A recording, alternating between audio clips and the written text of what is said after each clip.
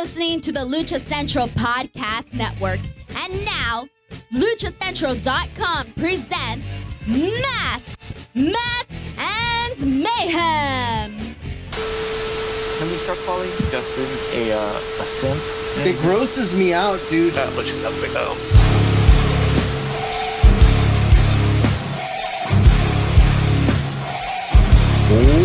Welcome to another edition of Masks, Mats, and Mayhem. I'm your host, the Outlaw LA Red. You can find me on social media at JustinHarvey75. You can find the entire show on social media at MMMShow75. This week is good times. Last week was crazy. Last week was hot. I got called some names, some weird things happened. Casey, who is that? Is that Kenny? Anyway, we'll get to that in a minute. Omega won't. We'll get to that in a minute. Over the intro, he keeps headbutting the microphone. It's fine. We'll get to that in a minute. It's fine. Do I have to do it all again? Welcome to another edition of. No, I'm not doing it all. Yeah, just say welcome over and over again. I don't care. Look, editing the audio. You people know where you are. You came here for a reason. There's a very good reason to be here today. Today we are joined by the very first guest that we ever had on this program. I also believe you have the distinction of whose microphone is making all that noise? Is that you, Meatloaf, again with your fucking bear costume on? What the fuck is going on up there? I'm trying to do the Vinnie intro, and I'm just Casey and Kenny Omega. Dude, I'm not touching. It's not shit. Kenny Omega. Kenny Omega. I'm touching anything. Anyway, it doesn't matter. Listen, we got Vinnie Massaro here today. He has the honor and distinction of being the very, very first guest we ever had on this show 5 fucking years ago, I think now. And I believe you also have the distinction of being the very first guest that ever appeared on the Lucha Central Podcast Network. Am I wrong about that? What was that show? He doesn't even know. What was that show? I don't remember. They have other shows. Way to put it over. Yes. Yeah, Justin, wait, they have other shows on the Lucha Central Podcast Network? Wait, Yes. no. What was it? I don't know what it was called though. What was it called? The Bodega Show? Chulo? No, that wasn't. It wasn't straight out of the bodega. Business of the business. It wasn't Yeah, business. no, it was the Lucha one, the actual Lucha Central, the main Lucha Central exactly, weekly. the main one. Lucha Update. Yeah, it was the weekly because that was the first show I think that launched. Yeah, The English version. yeah. Or did I you was get the talking about Spanish Cain. version? No, it's the because I was talking about Cain Velasquez. It's the Lucha one, the actual Lucha. The actual Lucha one. Well, speaking of actual Lucha and Cain Velasquez, was he any good, Vinny? I know you had him up there in NorCal. You were training his ass off. Did he know what the fuck he was doing? Yeah. Well, the good thing about I mean, wrestlers like that is like when you get them in and they actually like wrestling, you know what I mean? Because there's some wrestlers, there's some guys that like don't have any experience in wrestling, but like, oh, they're doing it for a paycheck and they hate wrestling. They think it's dumb, or, you know, oh, they're MMA, they know everything. So I don't have to learn anything. Cain was the opposite of that. He was like, no, I want to learn this. I want to learn this.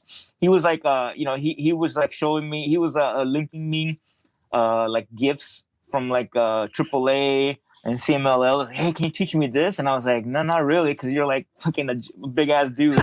But flying like Vikingo. Yeah. Did he sing you the gif of Vampiro tombstoning? Is it Kenomito or something? Kenomito. Yeah. No, you know, Your Spanish is terrible, Byron. Well, yeah, it's true, but he wanted to do a bunch of springboards, and I was like, no, we can do it. But the cool thing is that because he wanted With his knee? Are you kidding me? Dude, that's a different story. Don't even fucking get me started on that. Shit.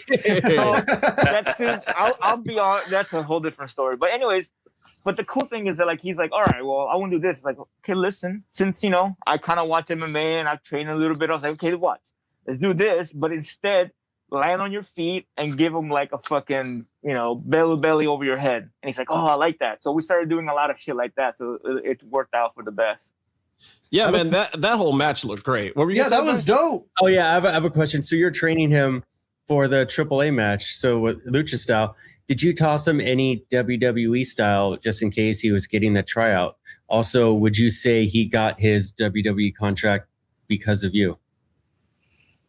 I wish he got his contract, because I mean that way I can get 20% of that gigantic fucking Well, contract. that's just for a manager. That's not even for the trainer. No, Vinny, I'll put you over. I'll put you over for it. He 100% is in the WWE or got there because of the work that you did with him. Now, maybe somebody else could have done it, but nobody else did do it. You did that work. I'll put it this way. Put it this way. he was a great student, so he made my job easy. But I will say that I wish he didn't go to WWE. I mean, obviously, I'm glad he did because he got a shit ton of money.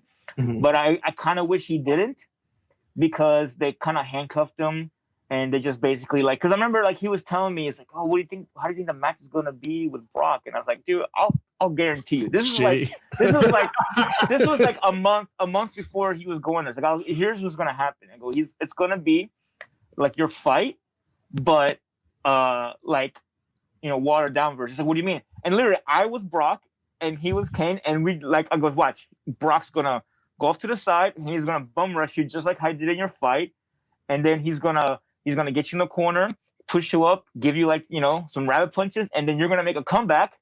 You're gonna slam him down, and then he's gonna get the Kimura on you. And he's like, no, they're not gonna do that. That's only like a 2-minute match. They're not gonna have it go all the way to Saudi Arabia. If I'm like, watch me. Well, I was like, watch. It's exactly what they're gonna do. And sure enough, that's exactly what they did. Yeah, sounds about on brand. But the other cool thing about that match for me was this time last year, I did this show over at NFL, and Cody and Brandy Rhodes were kind enough to. Let me grab that thing you just dropped. Yeah. So they were. Did you see his Twitter today when he? They were cool. I was doing a show with the NFL, and I gotta tell, but the whole thing is, I got to put you over when I first met Cody, because we had something to talk about, and Kross too, and it was actually like, and he had great things. Cody had great things to say about Cain and just his whole presence and how he took to the whole thing. And I was really surprised that, you know, I was talking to Cody Rhodes about Vinnie fucking Massaro and Kevin Kross and Cain Velasquez. It was a very, very surreal, strange thing to be having a conversation about. But I put you over, and he was like, who? Yeah, exactly. He built you up so much that he's now scared of fighting. He actually knew who you were, because Cain was telling everybody and giving you credit backstage at the event and everything. So Cain should have wore your shirt at Triple Mania. That's all I'm saying. Mm-hmm. Yeah. All right, but I do want to talk about the other person. I don't care about all that shit. It's all fine, whatever. But no, I just thank you guys. I'll take this opportunity, since you guys were like one of the first people to actually fucking give me any kind of press, any kind of public, like, you know, love. So I appreciate you guys more than anything, and just for everything that you guys have done throughout the years. You know, still keeping Lucha Underground, and all you guys are awesome. Great friends to have, and I appreciate all the love you guys give me. Well, we got to talk about. Yeah, we're always happy to have Vinny on, because it's always good times. I do want to talk about the second guest we ever had on this show, who was the other person we were just mentioning, which is Kevin Kross, Killer Kross, now KARRION KROSS, because by the time this airs, it will have already happened. But I'm going to talk about the motherfucker anyway. We interrupt this program to bring you a very, very special announcement. KARRION KROSS is your new NXT champion. How crazy is that? Okay. You're watching the rest of the show, and at the time that we recorded the show, we had no idea. And judging by the way Scarlett reacted, maybe she had no idea. Maybe Kross had maybe nobody had any idea that Kross was going over tonight. But Kevin Kross is your NXT champion. This is huge. This is absolutely huge. Your phone's buzzing. Kevin? Hello? Yes. Congratulations, brother. It's been a long time coming. Yes. Absolutely. Can you tell him to hold on? We're trying to record a podcast. I'm sure there's a lot of people trying to get at you right now, but congratulations, brother. Yes. Tell him I said it too. I know you would have never gotten there without all the love and support from all of your fans, including us. Yes. Tell him. No. Tell him, okay. Mention me. Yeah.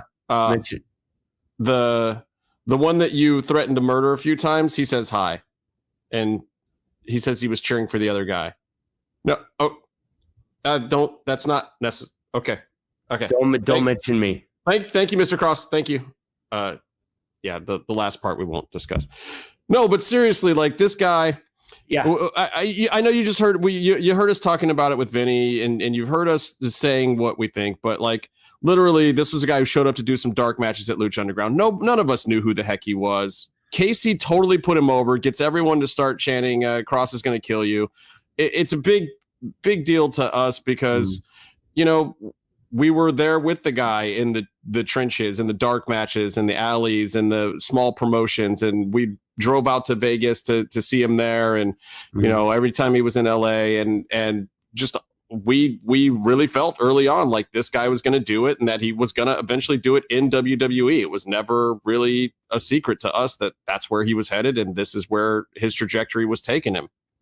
Yeah, it's just wild. I vividly remember certain things, like the first time he came out to the ring for the dark match, and he was wearing long tights with some writing on it. Might be Greek, might be, well, it was like an extension of his pancrase sort of tights. It might have been Croatian, probably, yeah. And then Casey's like, this guy's badass, and then he got us to start chanting, Kross is going to kill you, and it got loud. It's a dark match, you know. It's a dark match. He got like, over. Even a guy like Scorpio Sky came in, who's doing great now, came in and did dark matches and didn't do as well in his dark match as Kross was doing. And it's wild to remember that the very beginning. It's wild to think back when, you know, Vinny's on the show today. I was hanging out with him at the hotel with the wrestlers, and Kross was sitting right next to me looking at his phone, and I was looking at Kross thinking, oh, I just saw him wrestle today. You know, I'm not going to bother him. I shouldn't bother him. Yeah, you probably didn't want to. As much as he looked kind of babyface Justin Timberlake-ish back then, probably still not the guy to bother. But eventually we did bother him. Yeah. After a couple of those dark matches, I bugged the crap out of him. Like, Kevin, you got to come on the show. You got to come do this thing. And he was like, oh, I'd love to. But then this guy does business so the right way that he went and asked Eric Van Wagenen, because he was kind of negotiating with them. He wasn't under contract, but he didn't want to piss anyone off. He really wanted to do the show. He thought it would be fun. Nobody else was putting him over at the time. Yeah. So he literally went and asked permission. And then not only was he able to do our show, and this is the audio version of the show. There wasn't even video back then. It was like episode 24, still audio or something. I don't even remember. We got to put it up. Or 21. And he asked Eric Van Wagenen, and Eric Van Wagenen told him that not only could he come on the show and talk to us, but that he could actually announce that he was signed to Lucha Underground. We literally got that story before anybody, that he was signed to his first actual promotion outside of, you know, a small time thing, his first national TV thing. Now, the even funnier part about it is between that time and when Kevin actually appeared on Lucha Underground, he probably appeared on this show 6 or 7 times because it was like freaking years. It was a He while. was signed to Lucha Underground to wrestle in Boyle Heights for a long, long time. He went through that. He went through his ups and downs with Impact, with AAA, like giving him hot storylines and then cooling him off, and not really for no other reason than they just didn't know what shows to fly him in. So then his storylines would disappear, and then they'd finally decide to fly him back in. They bring him down for 6 or 7 events. They even started letting him bring Scarlett down there some. And you know, he's just had this weird thing going for a long time. WWE has looked at him in the past, and you know, he did even during the Lucha. Yeah, they were looking at him then, and then he did his Performance Center thing, and somehow he was able to finish the Performance Center run out. And I believe they even did talk to him about some possibilities of coming in then. But he decided to come back for the season 4 of Lucha Underground, and then he went off to Impact, and that didn't end as great as I think he wanted it to, because he had a decent run there, but he eventually got out of it, and everyone thought that he would show up at AEW. Everyone was sure that he'd show up at AEW, and he decided to go to WWE, and then, you know, he did the whole thing with the name and the merch and everything. He went with the full program instead of just a small developmental thing. And here we are, his second pay-per-view. He's already fighting for the title, and the guy brings it home. He's one of the fastest rising superstars in WWE history already. It's wild. I just can't even imagine where it's going to go from here. It's wild. And you can, I mean, if you watch his videos, you could see almost like him mature and grow through the years, almost through like the progression of his tattoos. Or maybe even like, because he's a bodybuilder, and even his physique, like he's a young punk at FSW, his home promotion, doing shows, and he's he has that bouncer physique. He's a kid starting up fresh. And then you see him once he gets to NXT, he's like a grown ass man dropping guys on their necks, and it's amazing to see. And it's amazing to have been along for the ride for whatever like we were along for. It's just really great to see, because he's been great as a person to us. He has been great as a person to every other fan, especially at Lucha Underground, because it's just a warehouse. So everyone goes in and everyone comes out of the same doors. So yeah, he even said this week, like, he only keeps his Facebook page, his original Facebook page, which is literally just people that he knows from his early days in wrestling, just because he appreciates those fans. He has a separate public figure account. He has his WWE Twitter and his IG and all those things that are reaching millions of people now. But he literally keeps his original Facebook for like the 200 or 300 people that were there from the start. And that's the only reason he keeps it. That's the kind of guy that he is. And he reaches out to people constantly. So we just have to congratulate him. Yeah, I want to add on to that just one quick thing that isn't a long ramble. So he gives back to his fans. I know I ramble, and we could probably have a half hour, 45 minutes on this, but it's just, you see him as a person and as a professional in the industry who gives back to his fans sincerely.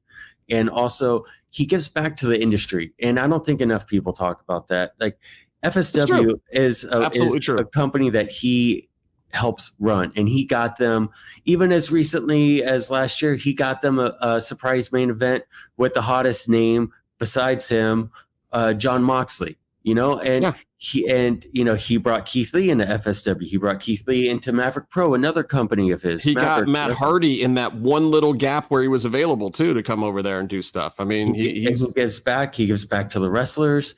It's just, we've heard a lot of bad stories. We've heard a lot of bad stories in the last 6 months. Yeah. And it's time for some good ones. And this is it. So congratulations to KARRION KROSS, is what we shall call him now. I'll still call him Mr. Cross. Mr. Cross is probably advisable for you, especially since he has threatened murder on you. And that's kayfabe, y'all. So congratulations to him. And also, a giant congratulations to our other good friend, Thunder Rosa, who popped up on AEW this evening. Another piece of late breaking news in a great promo, a great segment. Honestly, probably the best promo I've ever seen her do. Well done. I'd love to see her in 2 national promotions at the same time, because she is carrying the NWA belt, even though I know they have some restructuring going on right now. So she has a lot of belts on her right now. I hope but this one is an American semi-television belt, which should preclude her from being able to do a lot of other things. But AEW looks like they're opening their doors to at least let her get a foot in. And who knows if it's just a one-off, or if she's going to be around, or if maybe she's holding a couple of American titles. We shall see. Yeah. Another thing to her is, on top of her showing up and just killing it, I mean, that's also just another great person that has been great to watch grow along the years. It says something when the champ of the second biggest promotion in North America says, "I'm open to all challengers," and the entire, internet wrestling community goes, "When's Thunder Rosa showing up?" And we've all been waiting for this. And honestly, I think the fans made it happen, because I don't think that was the original plan. But Tony Khan actually looks at the internet, and I believe that it was just like, oh, what about her? NWA can't do stuff right now. They got reorganization going, and they don't have a big TV deal or anything. So maybe we let their champ come over here and have a go at it. And it looks like that is exactly what is happening. So congratulations to KARRION KROSS. Congratulations to Thunder Rosa. Congratulations to us, because we get to watch it all, and that's just damn fun. Now, we're going to send you back to our regularly scheduled program where, I don't know, somebody's probably talking over somebody else. Somebody probably said penis. Vinny's probably shooting on something. Anyway, enjoy the rest of the show. It's a good one. care about the It's a really good match. Happen. I'm happy with he's what facing on Keith Lee tonight, and he is another guy that, you know, we kind of gave the rub to really early on, and it wasn't because we're any kind of geniuses. It was because the first time we saw him, we were just like, oh yeah, that guy definitely has that quality that we could see going a long way, and he was just nice and entertaining to us. So we've been putting him over for a long time. I know you kind of feel the same way, but my real question is this too soon for a guy that has not been in the business all that long? Maybe 5 years total, 6 years total, somewhere in there. He's already in WWE. He's already getting his first pay-per-view title shot, even though it's NXT. Is it too soon? What do you guys think? What's too Deep soon? breaths. The show today, or just everything? I mean, a lot of it. Are they pushing him too fast? Is he ready for it? Does he deserve to be there this soon? I mean, because it's a business where you got to pay dues, you know, and getting a shot this soon is kind of a big deal. Let's put it this way: if his name was if his dad was a famous WWE wrestler, we would all say, oh yeah, it's deserved. So why not? Why not give him the chance? Why not? You know what I mean? It's like, I mean, how many times you guys see, you know, basketball players or football players, you know, come out of college after 2 years and they're, you know, I mean, look at Mahomes. Should you be like, oh, you know what? He's too young. Let's not start him in the Super Bowl.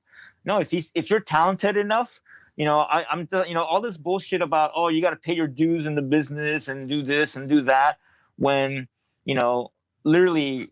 It's like, how do you know? What do you know? Like, that he's been doing, he's been doing, for 5 years. But guess what? There's a difference between someone doing it for 5 years, training every day, going to the gym every day, doing jiu-jitsu and Muay Thai kickboxing, and bettering himself as a wrestler, instead of a guy, I've been wrestling for 10 years. Yeah, one weekend out of the month in your local fucking YMCA. Like, who gives a shit? That's all I gotta say about that. And yes, he did put himself in a good position, and he worked hard to get himself booked against top guys and guys that had been around, so that he could learn, you know, and be main event caliber. Even when he was on the indies, you know, he was trying to go up against old ECW guys, or like bringing in Keith Lee to Mav Pro and other places that he was wrestling, to try to get those top guys that were new and upcoming, just so he could get in the reps. I mean, he worked a program with Shane Douglas. I mean, yeah. Imagine what you learned from that. Nothing. But here's the thing. It's not like he was just some guy that they just snagged up from it's not like a ex-rugby player. Excuse me. He's from near my hometown. He's from near my hometown. It's not like he's getting a free. It's not like he's getting a fast pass to a SummerSlam match with Seth Rollins. You know, it's like. Right. I mean, here's the thing. Yeah, Kross has been doing this for 5 years, but what has he done? He's done FSW, which is his hometown, his home promotion. He's killing it. It's not like he just was there for 5 years. He went to AAA, main eventing, went out of AAA, still wrestled in Mexico. He wasn't like giving all this stuff. You know, he went to Lucha Underground, did great, cut good promos, and honestly, I think, and he works at it. You know what I mean? From the very first time I wrestled him, which was like almost 3 years ago, I can already tell he's gotten better. His timing is better. He's more relaxed. He's not, when I first wrestled him in the dark match, like in season 2, he was like rushing. Everything was trying to move. And now you can just tell he's more relaxed. I remember also you beat him in that match. I was going to say the same thing.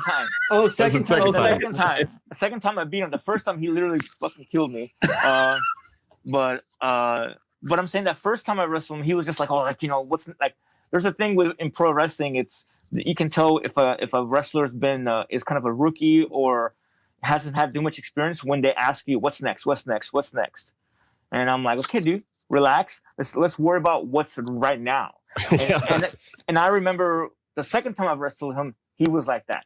He was like, taking this, making sure this one move that he was doing at that particular moment, if it was a kick, if it was a headlock takedown, or if it was some crazy German suplex, he made that move. He concentrated on that move and made it sell. And, he wasn't doing that the first time I wrestled him, so he just got better from what, like a year after my match. So to now, it's been like almost 2 years. I'm sure he's almost 2 years. He's way better from what I've noticed. From what I've noticed, I just wish that the WWE NXT people weren't handcuffing him so much. Right. That's something we noticed that I like the restraint with regards to the character work, but as far as the moveset, it got very simplified when he was doing his matches. And then they did one of those picture-in-pictures during a commercial break. That was his best stuff. And then you see him do all the moves he doesn't do. Honestly, he works from under great now. Like, I think his time, especially in Mav Pro, where he was more main eventing and he had to do some 20-minute matches, and he had guys like Gotch coming in and Keith Lee and whatnot. He really learned how to work from under and tell those great stories mid-match, which I thought was a big addition to just like his overall persona. You know, how can you be a beast? How can you be a monster? But you still got to fucking make the match go somewhere. You can't be fucking power slamming everybody the whole time. So you got to learn how to work from under, and he certainly did that. Well, I think that one of the things that they're missing out on in NXT that they're not letting him do is one of his best things is strikes. I think he's an awesome striker, and they're not letting him do it, which is really weird. I really don't get it. If you see that footage that I put up on our MMMShow Twitter, it's him and Keith Lee throwing punches back and forth, and they look so crisp. I mean, and they're totally worked punches, but they look so fucking good. But that's what I mean. But that's what I mean. It's like he's got so much. Casey's mad about the kayfabe. That's what I mean. He can do so much about. Like he can throw knees from the clinch, he can throw leg kicks, he can do all kinds of stuff, but instead they're having him just be like the suplex guy, which is fine. But I don't want to see another Brock Lesnar, especially when there's a guy like Kross who can do all these strikes and all these things. Well, Casey, what do you think up there? I want to know what Casey thinks, because Casey is the guy that pointed Kross out to me first. Casey was the guy that was like hitting me on the shoulder, like, check this dude out. What do you think? I want to see more of what he was doing in Bloodsport here. If that means he's got to go to Raw Underground shitty show to do it, so be it. But legit, like if you watch his match with Nick Gage at Bloodsport, where I also think Vinny should fucking be in Bloodsport because you would be awesome there. What's up, Vin? They got to book you. Yeah, that dude, I feel like that's what they should be having him doing, and just bringing some more of that UWFI style into shit. And I'm saying that wearing a UWFI Vader versus Takada shirt right now. Dope. But that's the kind of stuff I want to see. I don't want to see him wrestling like a normal dude. Yeah. Would you say the issue is he hasn't got the opponents there though who can actually hold up to him with it? What? If you know what I mean. I think they definitely do. They all do MMA now. And Thatcher was from Bloodsport. Yeah. But they brought him in as like a hybrid Muay Thai, MMA, fighter on top of the suplex, on top of the Brock Lesnar thing. Like they were pitching him with the strikes and the MMA background to make him different. But then they booked him as Brock Lesnar in NXT. Which honestly, guys, we can talk about WWE booking for like hours. So it's not. It's bad. The WWE booking right now is bad, so it is what it is. But not booking in my case. It's so weird. Everyone's like, it's weird because like people like you still watch WWE, and I was like, well, it's kind of like I don't support the war, but I support the soldiers. That's kind of my deal. Yeah, I don't support WWE, but I support all the wrestlers like Swerve and Killer Kross and Samoa Joe, like the people that I've known for a while. I support like Thatcher. I support those guys. But man, the product is I'm not gonna sit there. I'm not gonna sit here and especially once when they put fucking pretty much pedos in the fucking main event of the show. I'm not gonna support that shit. Yeah. So true. I do worry that they might push him a little too far too fast, because once he gets to that main roster too, that size is nothing special. I mean, you got Aleister Black sitting up there. You got but then he's like Cesaro size. I know. It's the perfect match. It's him and Aleister Black. Come on. I don't know if he's as unique once you get up there, and he could get lost in the shuffle pretty quick unless he comes there with some big steam on him. Right, but that's why I don't want him to just be another tall guy And that's why I want him to be a Muay Thai guy. That's why, because even like Aleister Black isn't that tall, but because of his kicks, because of his thing, they make him do. Like I would love for him to go to like to the main roster and become like a submission expert or like like how Shayna Baszler is. Like make him one of those guys. Right. But unfortunately, WWE will probably just be like, you're gonna be in a tag team or whatever. And they managed to even fuck up using Shayna Baszler. So exactly. It'll be Cross. It'll be Cross and Swerve in a tag team together on the main roster called the Potatoes. You know what though? It'll be Cross and Swerve, just like it was Aleister Black and Ricochet, and it'll actually be interesting despite how random the pairing is, until they split them up. And then, what are you trying to say against Ricochet, man? I'm gonna say this against Ricochet when they threw to him this week. When they threw to him this week, when they were like, "What do you have to say, Ricochet?" I was just like, "Oh God, don't let him talk. Don't let him talk." I'm just happy to be here. My name's Ricochet. I still love him. I still love him dearly, but man, Vinny, he needs to come to your promo class, bro. He goes to certain gyms. That's true. What they need to do is they need to have Conan just FaceTime him during his promos, and he just puts the cell phone up. Conan's dead, bro. What are you talking about? Yeah, they put him in that coffin, and he never came out. Yeah, but they could only in replays. He'll come back. Hey, I got another quick question for you, Vinny. What's up with Phil Baroni? Was he up there training with you guys for a while? Is he out at Greg Jackson's now? That's my boy, man. I love me some Phil. How's he doing? No, Phil was over here in Stockton. He wanted to be a pro wrestler and then also kind of be like I think he was doing like a bare knuckle fighting. So he was I was training him in pro wrestling, and he was trying to get more bookings.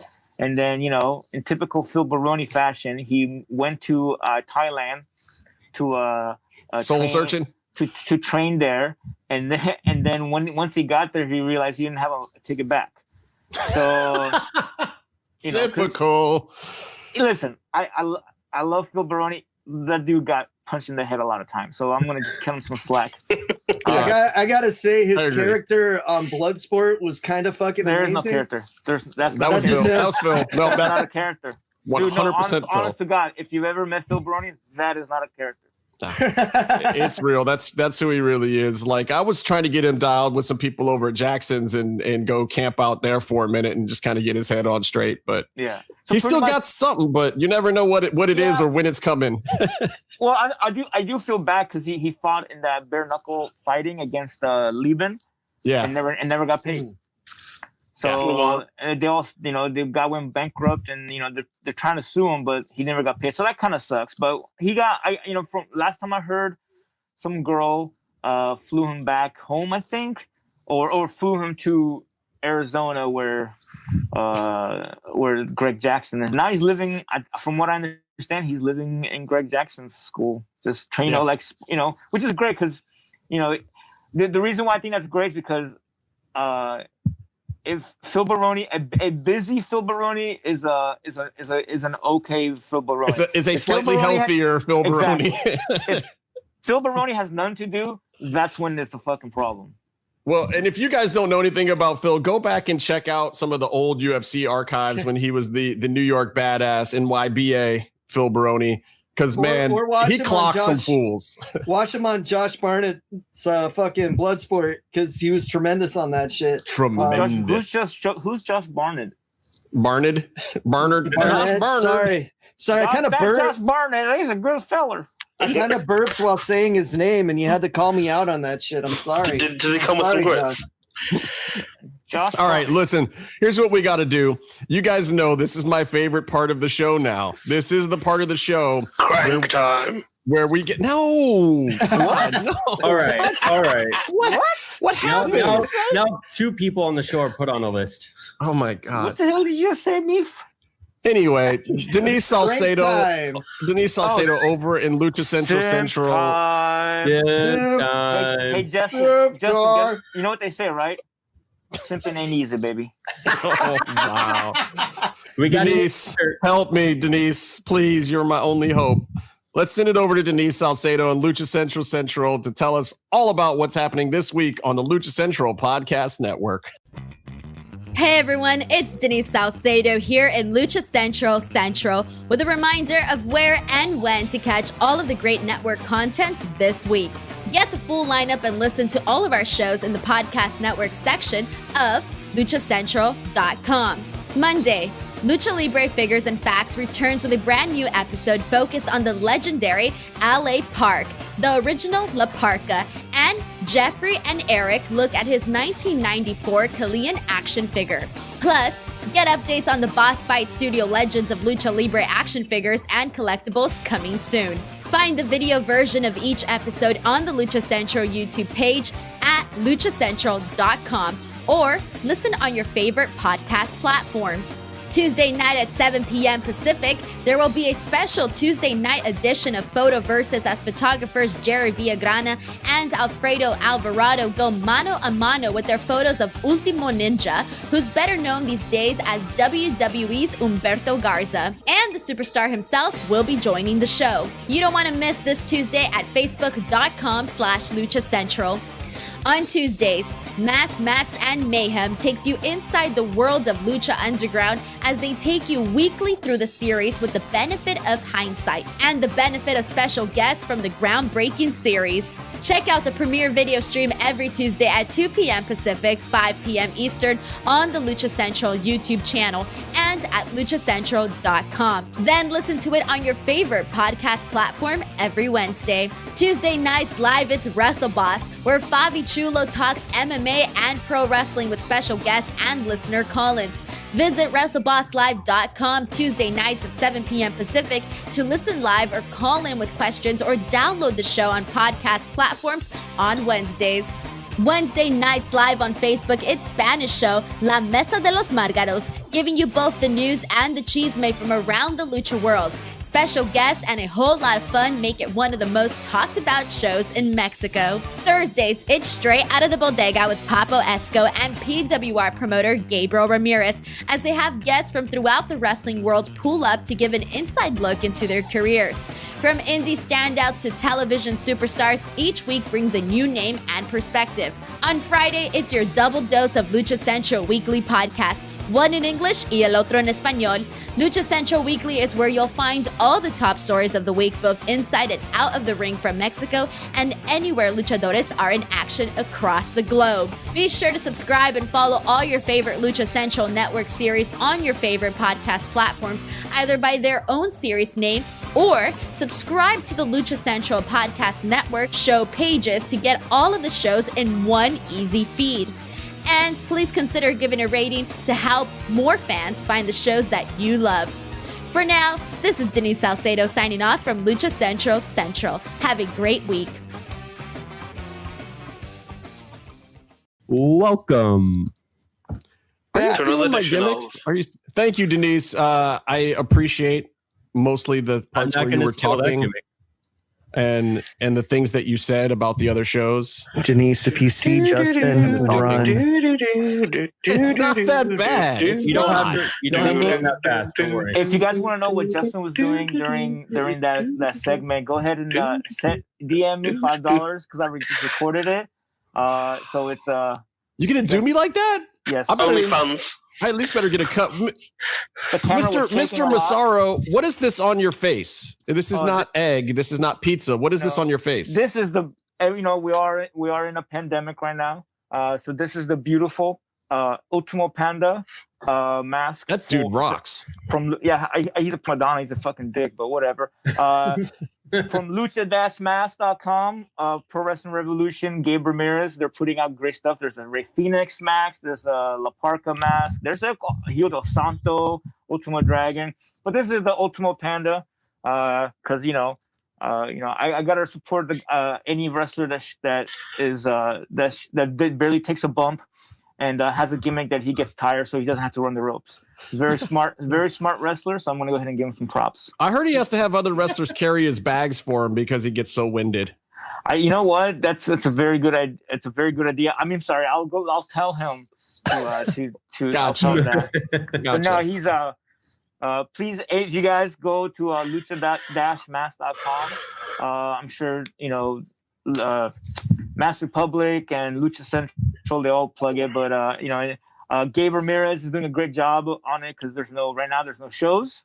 And, if you guys have ever seen stuff that I post, usually the Revolution shows, draw like, almost like 2,000, 10,000. I mean, it's a massive crowd. Yeah. So unfortunately, there's no shows right now. So, the school is still open because San Jose City is a bunch of bitches, and they don't realize that we're in a pandemic. So they're still basically making him pay rent.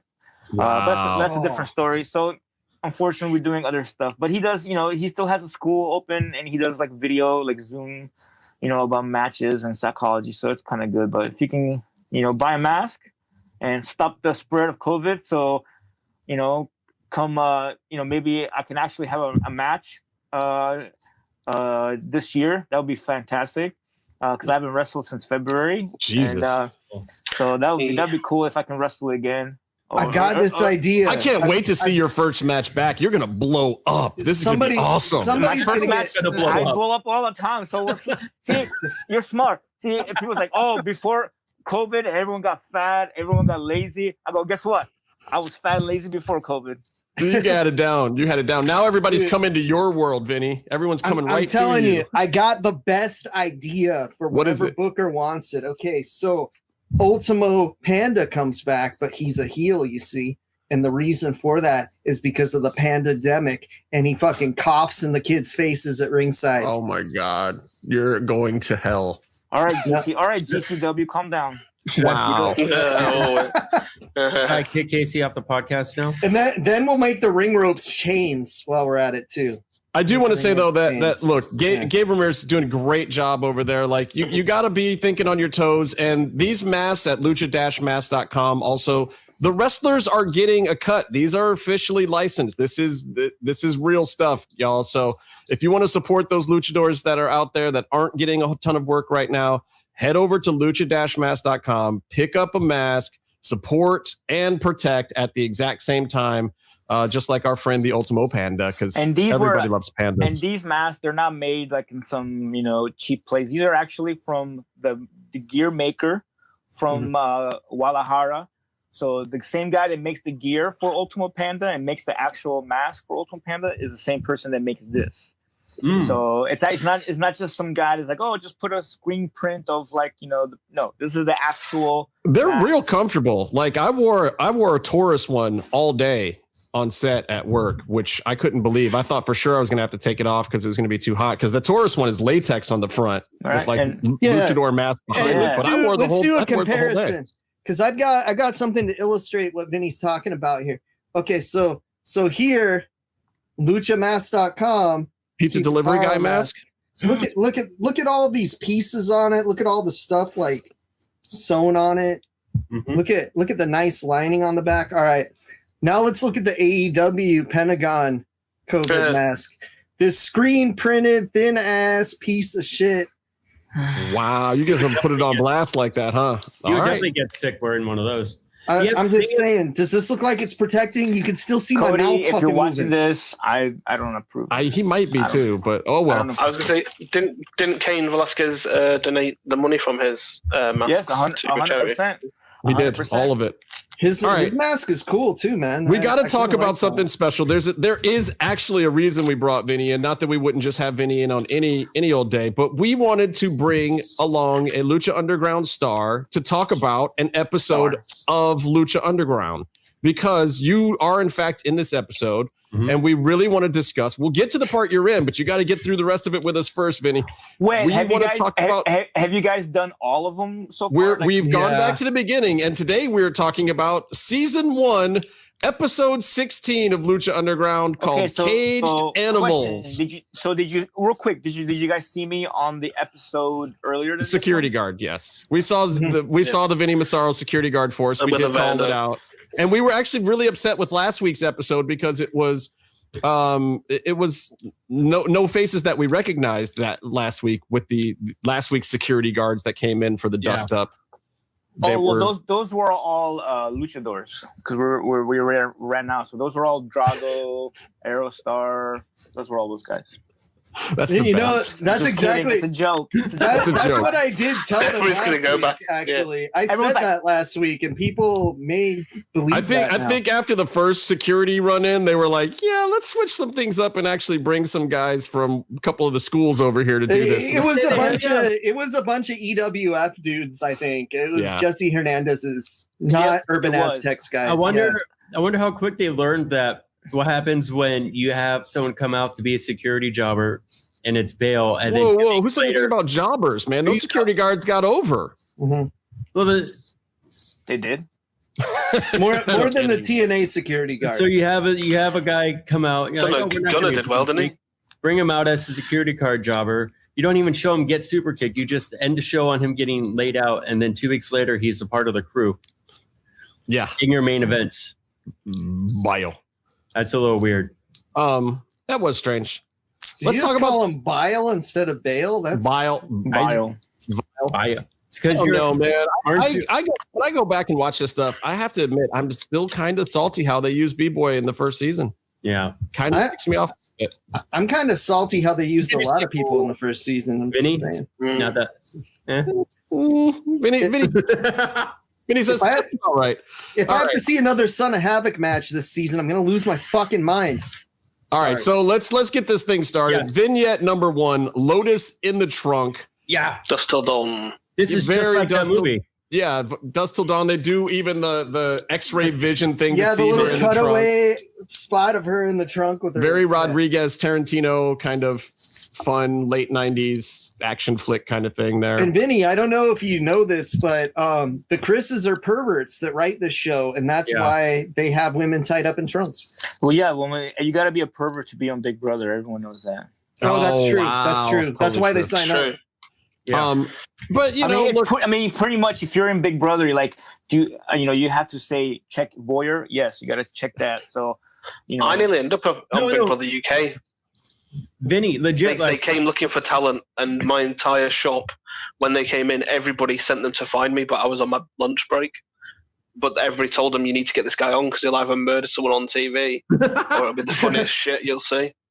He also I would agree with that assessment. He also likes to tuck his wiener between his legs and do the Buffalo Bill on television. Who doesn't? Who doesn't do that? Vinny, I mean, I'm sure you know the main camera people on Big Brother because they also shot Lucha Underground. But I know a lot of the guys, They're I know all fucking weirdos. Yes. Yeah, and they're my friends. And well, they live in the walls for work. So I know the ones weirdos. who weren't the main ones that would do the live shows or even the day shifts. They're the ones who had to be there in the walls, filming them sleep. That's not. Why would you just have like a camera? You know what? I don't know. Why am I asking this question? Just a stationary camera. Put a camera. Put a fucking webcam. Like put one of those the security ones that follow things. Yeah, like what if they're whispering to each other? You got to. It's because they need a real person to say, guys, I think I see a nipple. Oh my god, so bad. Isn't there like true. Isn't there like it's just Byron in the wall jacking it? Isn't there like That's a what it whole is. Big Brother thing, like a Big Brother, like what was it called, After Dark or something? Like they have the live feeds and they have Big Brother Showtime After Dark. Well, no, because then it moved to TV Guide Network, which completely defeated the point because they had to clean it all up. Oh my god! Hey, Vinny, here's an idea though. Guess which two cast members of this show worked on Big Brother After Dark? It wasn't me. Or was it just one? I just worked on Big Brother. Not me. Regular. It wasn't me. All right, let's talk about. Here's a good idea though. What about People Under the Stairs reality TV show? No, Meatloaf. No, you're not allowed to murder people for real on television. That's people living in the walls. They actually live in the walls. Cross. It's all kayfabe, bro. Just keep it in the. Let's not, Justin. All right, I'm sorry. We're not going to fuck up your kayfabe. Don't kayfabe. It's in the trunk because at the end of, she's been looking for this guy named Matanza the last few episodes, and I believe, I don't remember because I didn't actually watch the last act of last week's episode. She was Aerostar versus Drago is the first match. Byron, you do understand that the concept of this show, even though the show is gone, is to discuss Lucha Underground. Therefore, every now and then, it might behoove you to actually watch the entire episode of Lucha Underground. That I gotta ask you guys. on this show. She's in the trunk now because last week I think we saw her get caught. Jesus Christ! Yeah, Let's just go to Aerostar We versus. saw her get a bag Drago. put over her head, and we talked about what perverts Chris DeJoseph and Chris Roach were last week. That's Remember, true. Byron? We talk about that every week. Oh, that is true. why That is true. I'm just trying to bring up what we saw and the background story. But they show the recaps on the show. Yeah, you're doing exactly what we complained about. Was the 30-minute recap that they did? You redneck looking motherfucker. Vinny, it's like this every fucking week. Yes, I know. I watch you guys. How does anybody listen to this show? Anyway, I'm trying to Aerostar. talk about the show. I'm getting there. Let me do the segue. That's why they call me a host. I'm supposed to say talk about this now and then talk about When I was this doing now. it, you guys are talking about everything else, and then I'm like, so about the show, and then you're like, you're doing it wrong. Because we're entertaining. Every week. I don't know why I do this. Every I don't know. fucking Anyway, week. It's great. Aerostar versus Drago. Casey, I wanted to discuss.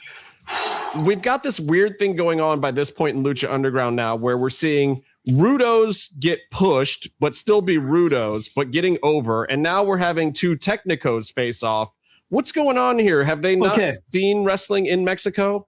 Probably not. And also, I'm going to say this is called a holding pattern, so you don't have to write stories for these guys for a month and a half because you put them in a best of 5 series. That correct me if I'm wrong. I don't think Nikita Koloff and Magnum TA were 2 matches in when they decided to have a best of 5 series. I think they said it at the very beginning that it was going to be a best of 5 series. What about Booker T and Voldemort? He shall not be named. Correct. Yeah. Yes. All right, but this was still a great match. I mean, the Lucha Libre chants broke out. The crowd was definitely behind it.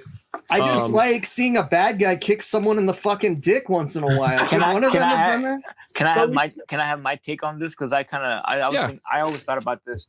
I think what they were thinking was, okay, this is Lucha Underground.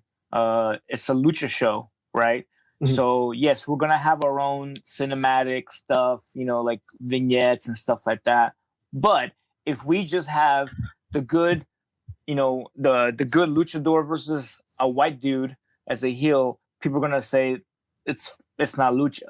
So what season 4, right? Well, yeah. So what I think they ended up doing is they're like, hey, listen, guys, we're gonna fill this episode with cinematic vignettes and trunk stuff and all this shit. Let's put on at least one match where it's like if somebody's like watching from Mexico or a lucha guy, if Rob Viper is fucking watching this episode, he's gonna be like, all right, Aerostar versus Drago, I'm happy.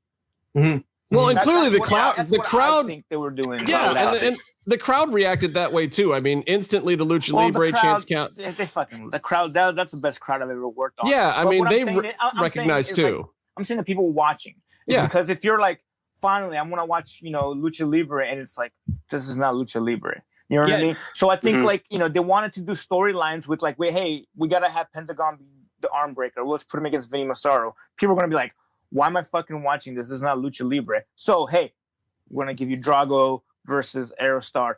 Massive Lucha Libre. They're gonna go at it. Like literally, they're just doing lucha. They're not doing any American shit. None. So that's why I think they did that. Like they would have like, all this weird shit, but at least one match was a lucha match with guys who work lucha, like 100% lucha. So I think they did that on purpose, just because we do, how shitty it would have been that first season if it was just been all like, hey, Lucha Underground, and it's like all Big Rick stuff, or it's all, Johnny Mundo stuff. People be like, dude, this isn't lucha. So I think that's why they did that, which to their, I'm going to give them a little bit of props. They did that really good because a lot of those seasons, a lot of that first season was rough because a lot of those Mexican guys didn't have visas.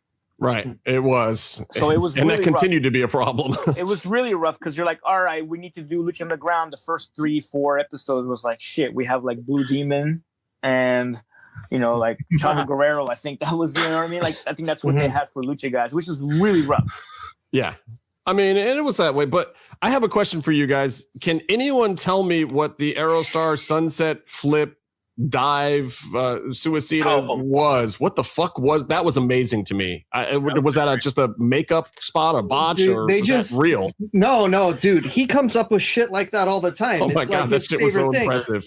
And then when some asshole from CMLL steals it, he gets really mad. I guarantee you.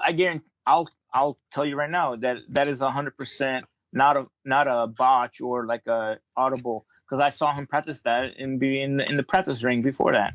That shit was amazing, and I don't know that I've seen him do that particular move that way since then. It was I've seen him do a better one where he jumps off of the rope from the inside of the ring and does it, which is even harder. Yeah, like a step up. Yeah. This was a step up, wasn't it? This is a springboard. This is a different move. Oh, springboard. Yeah. The one you're thinking of is where he jumps over the rope and does a springboard off the outside middle rope and does a crossbody. We're talking about the one where inside to the outside to the inside. Yeah. You know what? I'm thinking of a different move. Yeah. Nonetheless, impressive. So basically, real quick. So like every episode, we would get there early, have breakfast, get all the scripts and everything, and then everybody will get together and get ready for the day.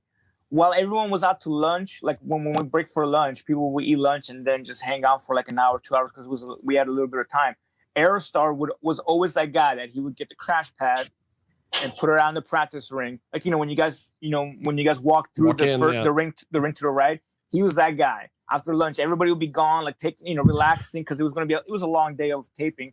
He was that guy that had the crash pad out, jumping springboard and doing all kinds of crazy stuff. And I would get in there with him and kind of help him, not base, but just kind of make sure he wasn't gonna fucking break his neck half the time. Somebody should do it. That's why Aerostar is that good, because that's why he's doing that. He's literally, he would just practice and I'd be like, hey, what if you did this and this? It's like, oh, it's a good idea, and but he would change it up or do some shit like that. I have a question for you, and I don't know if you know the answer to this. I don't know if anyone knows the answer to this. We noticed that the original Lucha Underground ring became Captain Squeaky Ring.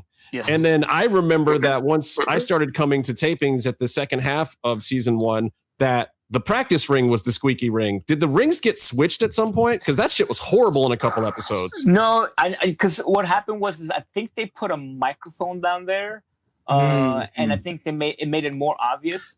But it was definitely, we would notice it too, because I remember there was a couple episodes where it's really bad. Well, we would notice it more often because we would be like, you know how it is when it's live. You just kind of you don't hear you just Striker or Vampiro. So all of a sudden you'll hear something, or especially when you hit the ropes and somebody will do a normal move and people get quiet. You hear. So I think, and then I remember they had a thing, they set it over in the microphones. It goes, oh, we got to fix that. And then I think they took it down, and I think they put stuff in between because it's suspension. Right. I think they put stuff underneath. But, they figured it out because I think what happened is they're both the same ring, and they both squeaked. But on the one in the TV, they actually fixed it. They fixed it. Okay. Because I knew the practice ring was squeaky as all hell. You could hear outside that ring going, and it's just they didn't change it. They didn't trade it because that ring never moved. As far as I know, maybe they did it when we were gone, but as far as I know, that it was always there. It was a totally random question from me, but I'm glad you gave us a little bit of insight on it. Let's this next package. I don't know that they've ever done anything like this again in Lucha Underground, where it literally is a slow motion package of just Cuerno doing the arrow from the depths of hell. Meatloaf had to have had a boner the entire time. Yeah. Hey, Meef, why did his tights have dick holes in them, bro? Yeah. Wow. Wait. He's got good for pay. He was wrestling in his underwear, dude. His fucking tights had dick holes on the front. Yeah. Super weird. It's a great camera shot, though. It is, and it's kind of unique. It seems like this was just an afternoon where Skip Chasen was like, hey, man, do that move. I'm going to set up this camera. And that was the entire thought process behind it. I don't know. I thought it was... And it was so clean. I thought it was really cool. I thought it was a really awesome little promo for the actual move. And if you add that to the match they had, this is really, really put over the arrow from the depths of hell. Because he got 3 in, didn't he? He got 3 in, and it was like each one was different, building to the main one. Mm-hmm. Oh, you're skipping ahead to the match. We're not. I'm just saying. Byron does this every week. Every week at some point, he segues 5 matches ahead. You're going to get us all off track. Skip my shit. That's what it is. He doesn't want to put you over, Vinny. I'm talking about the promo that we just. All right, the promo. No. Anyway, let's go. It was cool. It was totally unique, totally different. Didn't they do that? I want to say they did that like the first episode with like. Remember when they showed like the bunny, like the first bunny guy. Yeah. Like who was that, Vinny? I don't know. I think it was just some local lucha guy. I don't remember.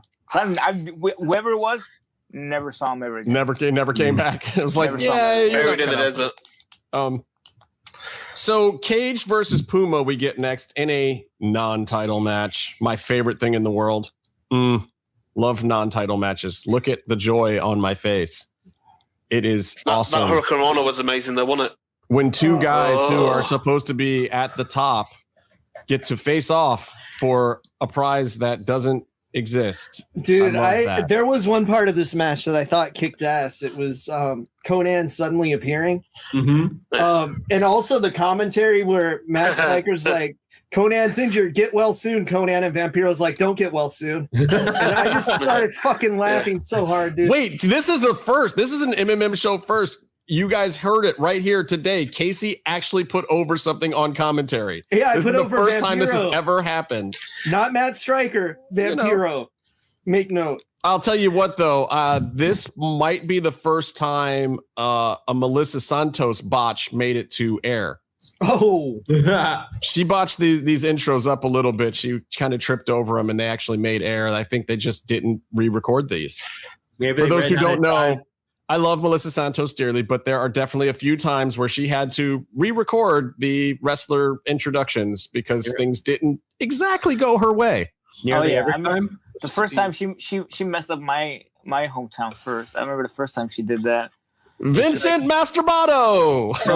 Sicily, Vinny. I agree. What? I was like, no, it's fine. It's fine. Agrigento, it's fine. Agrigento. Anyway, yeah, the Cage blew a Hurricane Rana spot pretty bad early on too, which it was horrible to watch. He meant to do that, bro. It was too defensive maneuver. It felt awkward because it looked like both of these guys wanted to work a hybrid PWG kind of New Japan style, and yet they both went Lucha Libre instead because they were trying to prove something.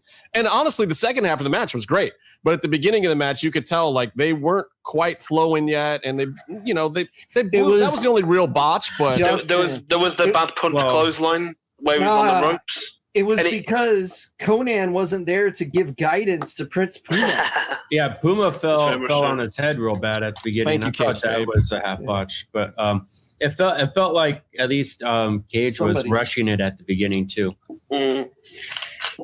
I don't know, but the second half of this match was fire. I have nothing bad to say about the second half. I was really into it. I got hyped. The whole thing, like Puma.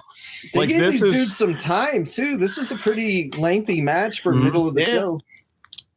I did like how they used for their I don't know. I'm gonna say words, wrestled. Byron. Can you use words? I'm gonna say wrestled because I forgot the proper word to use, but but they used a neck crank instead of like a whatever they were going to use, which I thought made a lot of sense considering Puma legit fell on his head right beforehand and didn't move for like 15 seconds. I will say this. I remember watching a lot of those, shows like live, and like I remember reading people like, "Oh my God, this match was off," or "This guy's this," and I remember thinking, I was like, "Man, you guys have no idea. This was like the third day, like fifth match of that day." Yeah. Dude, some of those guys like wrestled like 9 times in like 3 days. I'm like those guys, and like that match you guys saw, that ladder match, fucking that the guy almost died. Well, literally he wrestled the next day and in a 6-man. So excuse him. He's just kind of relaxing a little bit. You know what I mean? But, well, no, and people like Cuerno actually broke his spine there a little bit. No, I remember one of the Ultima Lucha weekends, which is jam packed already. There was was it the actual Art of War match between Killshot and Fox. And AR came back the next day. The next day they had the tag match. 3 hardcore matches in a row, although they did get a good break in between because someone messed up all the mid-match announcements. Yeah, I saw AR that morning and I was like, why are you back here? He was like, it's time to go to work. Yeah. In typical AR fashion. Especially season 1, because there was a lot of times like they would just bring you in. Like if you got brought in, you knew you were gonna fucking wrestle. Because they didn't have the budget to like bring in like everybody. Right. And like just like have one match. So you knew if Pentagon was there, that motherfucker was wrestling like 6 times that day or that weekend. You know what I mean? Well, like in season 1, there was the middle part and end of season 1. They were trying to get in 2.5 episodes per taping so that they could get 5 in a weekend. So you'd get 4 very fully formed episodes, and then you'd get that one episode that was actually a combination of 2 half days and the random matches that they put in. And plus, too, sometimes they would like tape out of order because that person was only there because they had a AAA show the weekend after. So they're like, hey, we're gonna tape 4 matches, and then this match is gonna air. Like it was, so they, some of those guys, some of those wrestlers, you can tell like, oh well, this match was like the Sunday night match. You know what I mean? Right. But they got here like Thursday. We got to see Evil Snake Drago before he turned into Evil Snake Drago. That was hilarious. Yeah. He did his turn. He did his first turn match before he did the heel turn. Yeah. No, remember when I think my favorite one was when Drago had a match. Yeah. I was at the episode 2 because like he came out and like he wrestled. But then he came out and did like a promo with the tag belts. Then he came out and was with Thunder Rosa. Yeah. And then he had the match where he turned. And I was like, that was over the course of that weekend. It was all out of order. Yeah, and I remember you guys were like, "Oh, they're doing this on purpose, so there's no spoilers." And I was like, "No, this is the way it is." It's just on the format sheet in the back, and we were all like, "What is happening?" Somebody was like, "Oh, did nothing make sense? I think they're doing it on purpose, so nobody writes spoilers. We're just gonna throw one of these things out." I'm like, "No, dude, they're just like, it's called editing. They're gonna fuck like Lucha Underground could afford to not use every bit of footage they could possibly get." Exactly. That's what Casey was telling me when we were waiting in a line outside. He's Casey's a conspiracy theory. He's a weirdo. It is. I think he was playing with himself over there. Look at him. Hey, you guys want to see Kenny Omega's balls? Look at this. Oh wow! Okay. So we did get put an X on this thing. So Conan did throw in the towel in this match, which I thought was an interesting thing, just for Casey, because he wanted to, we now to make sure that we get every different kind of no finish and DQ in the first half of this season, so we can get them over with, right? Perfectly acceptable finish, because it reminded me of the time that Owen tricked Martha Hart into throwing in the towel for Brett, which is one of the greatest in wrestling history. So, and it's also kind of funny that we're watching this right now. Wait a minute, did you just say that you watched Lucha Underground and it reminded you of Martha Hart?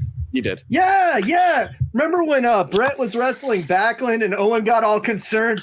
He's like, Mom, you got to throw the towel in. You got to throw the towel in for him. And then she did it, and he starts laughing, and he's like, I tricked you old bitch.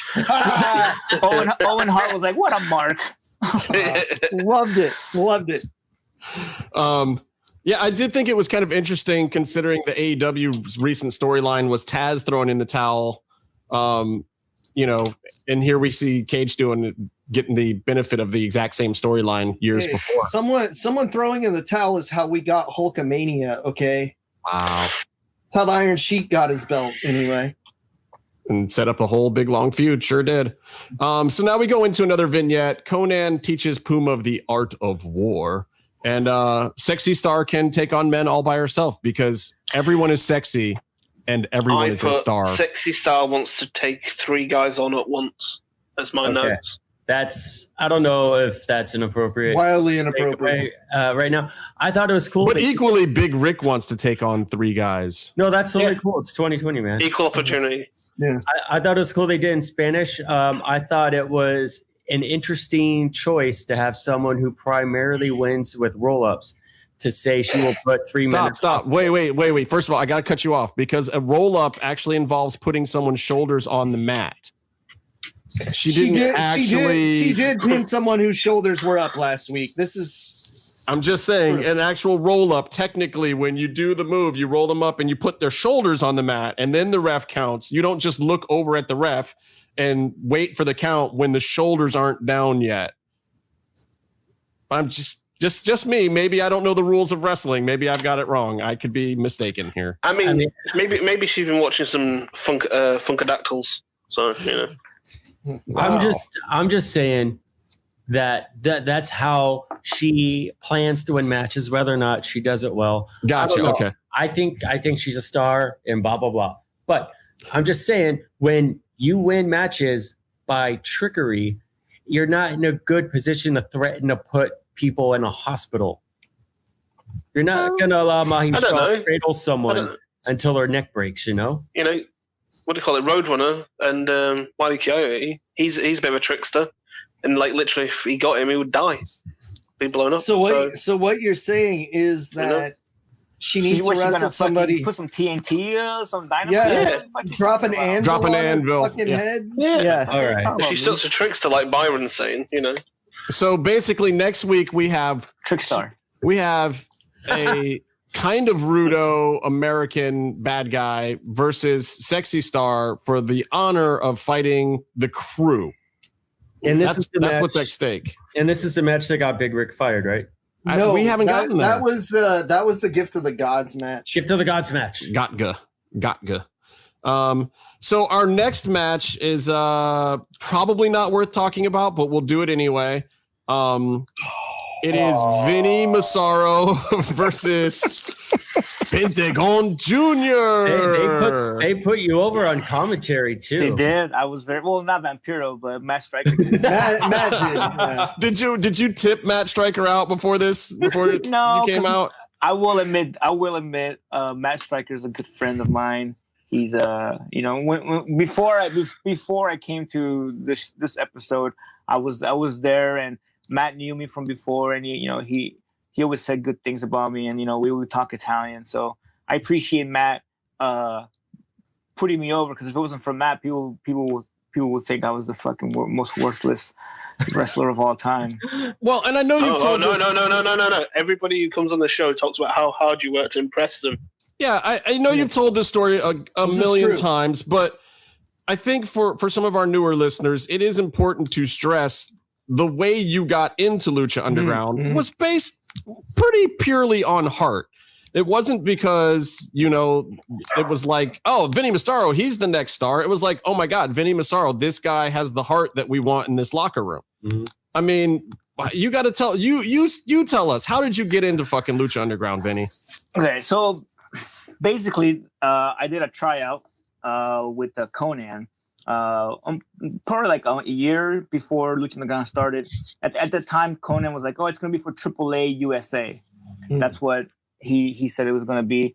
And Famous B was on there, Jeff Cobb was on there, Willie Mack, and myself, and some other wrestlers. But basically, at the end of it, Conan was like, Willie Mack, I'm going to send you to AAA, and Vinnie Massaro, you're going to, when the AAA USA, I'm going to bring you in. So that was like a year, and then a year later, I'm finally hearing that this is happening, and I contacted Conan. Conan's like, yeah, right now this first season we're trying to get as much AAA stars out there as possible, but after that you can we'll call you, right?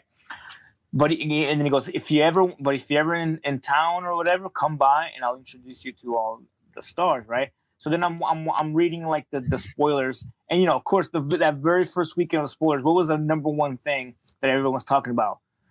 There's no luchadors because the visas are all bad. Like nobody can get visas, right? So I was like, shit, this is like, maybe this would be a good time. So my wife was like, just fucking go, just drive down there.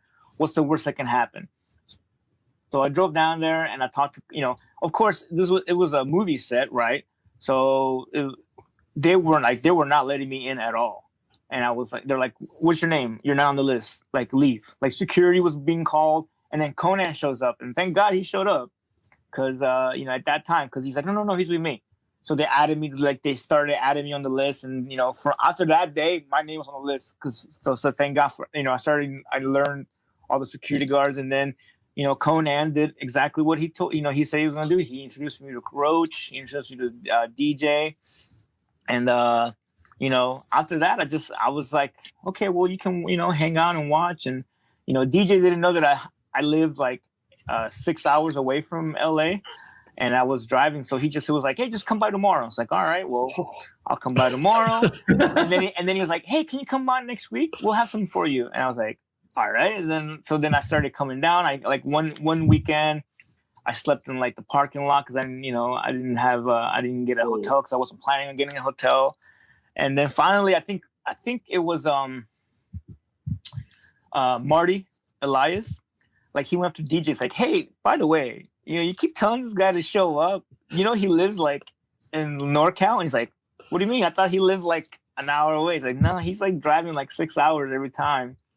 And DJ's like, oh my God, and he comes to me, how come you didn't tell me? It's like, why would I tell you that I want to be here? And he's like, all right, well, and that's when they gave me the security job thing. So they actually had some, I got paid a little bit, so that helped out.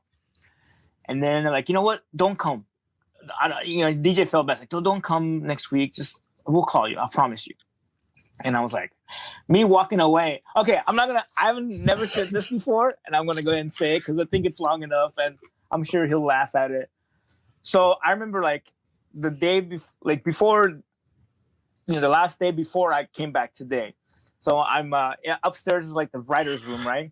And DJ took me outside and goes, listen, I really want, we want to use you and stuff, but go home, we'll call you. And I was like, all right, okay. And I'm thinking like, fuck yeah, right? And then like I walk away, and then I go back to like tell him thank you very much for everything. And and the door's half open, and I hear DJ's like, hey, we should give that guy like a job. And Chavo Guerrero goes, him? God, no, hell no, he's too fat. Fucking Chavo. And I was like, Chavo. And I just Chavo just buried you, dog. And I just turned around, and I was like, oh, like my whole like everything just was like, I'm fucked. So I just turned around and I went home, and I was like, well, there's that. I'm never gonna get a fucking phone call, right? Because dude, that literally like I was about to like knock on the door, and you heard, I'm just like, oh fuck. But then like I was like I was in San Jose coming home from a show, and I get this phone call from like a LA number, and I was like, oh, let me answer it. You never know, right? And it was like one of the interns, or it wasn't anybody from wrestling. It was the people from the actual TV guys, and they were like, hey, I just want to make sure your email's correct. It's like, yeah. He goes, okay, do you have any, can you please send me I'm like, who is this? I go, I don't know who this is. Oh no, this is blah, blah, from Lucha Underground. It's like, we'll be sending you something soon. I was like, oh, okay, thank you. I'm thinking they're going to like send me like a fucking, the thing for like the, cause I did the work, the security guard. Like, dude, at this point, I'm in my head, I'm never coming back. Right. And they fucking emailed me like the fucking contract for the 7 seasons. And I was like, this can't be fucking right. And then like the email after that is the plane ticket for like that day or the next weekend. And I was like, this is fucking right. Like, I can't believe it. But it all worked out at the end, I guess. Yeah, it did work out because you get to face off against the rising star in Lucha Underground at this point, the guy who was all of a sudden within like 3 episodes, the most over dude at Lucha Underground, which pretty much stayed that way for the next 4, well, actually I was 5 years, but 4 seasons. Pentagon Junior. And my notes for how this match went, and correct me if I'm wrong here, Vinny, it went bump, 3 up, 3 down, Pentagon driver. Is that right? 3 up, 3 down. Super kick. Oh, super kick. That's right. Yeah, super kick in there. Pentagon drive, which is funny because we actually had like a 5-minute match. Yeah, and honestly, dude, all of you guys that had these early matches with Pentagon, Ricky, Mandel, and Mariachi, right, and you, the famous B, the bumps and sells were tremendous. Like, they honestly could not have picked better guys to be on the wrong end of Pentagon. Right, that's the thing, because I remember like Vampiro and DJ's like, hey, I know you're here. I know it's just you're just getting killed, but we need this. to build up. And I was like, no. Because I go DJ. It's like, I've been doing this for like 15, well, at the time, like 15 years. Like, I know my job. I know what I'm here to do. You know what I mean? I'm here to put him over. So, I'll make sure to put him over. And it's like, okay, well, just have like a 5-minute match. And, and like literally I just bumped my ass for him. And the one thing I wanted to make sure was to put over the arm breaking thing, like legit. Because I've had my arm broken. And I remember because I remember watching Frank Mir versus Nogueira, Big Nog. When Frank Mir put him in the Kimura and snapped his arm. And I remember like Nogueira kind of like looking at his arm, like touching it, like, and not moving. And I was like, that's a fucking cool sell. So that's what I did for the Pentagon match. Well, this was commentary as well. They say like, oh my God, look at the way his arm. Yeah. Because like no one else sold it like that. And you got to do this differently than the guys before you because he didn't put you in the arm bar as the finish. You got the pinned and then got beat up extra. Put me through a table. Yeah, you got. You fucking killed me. My note says Penna backdrops Vinny and murders him through a table. Pretty much, it was. Back chops. No, you got the big. The back. You got lit up. Because I remember like by the way, everyone always asks me like how hard does he chop? He's like literally like the hardest chops I've ever. Well, there's the top 3.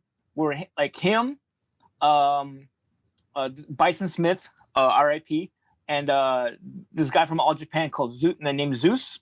Oh, all 3. Those are the 3 hardest chops I've ever felt in my life. And Zeus is like fucking Cage times 10 with the muscles. Yeah. So those guys chop the hardest. But like no, I remember they were like asking me like, do you mind if we we do like table? I'm thinking. Man, you guys flew me over here. You're giving me like per diem. You're giving me a fucking fat paycheck for like a 5-minute match. I've taken like the dumbest bumps on like barbed wire and glass for like $50 at the local cafeteria. You know what I mean? It's like, yeah, yes, I'll take whatever the fuck I'll take whatever you want. It's like you know what I mean? It's like, please, by all means, this is nothing.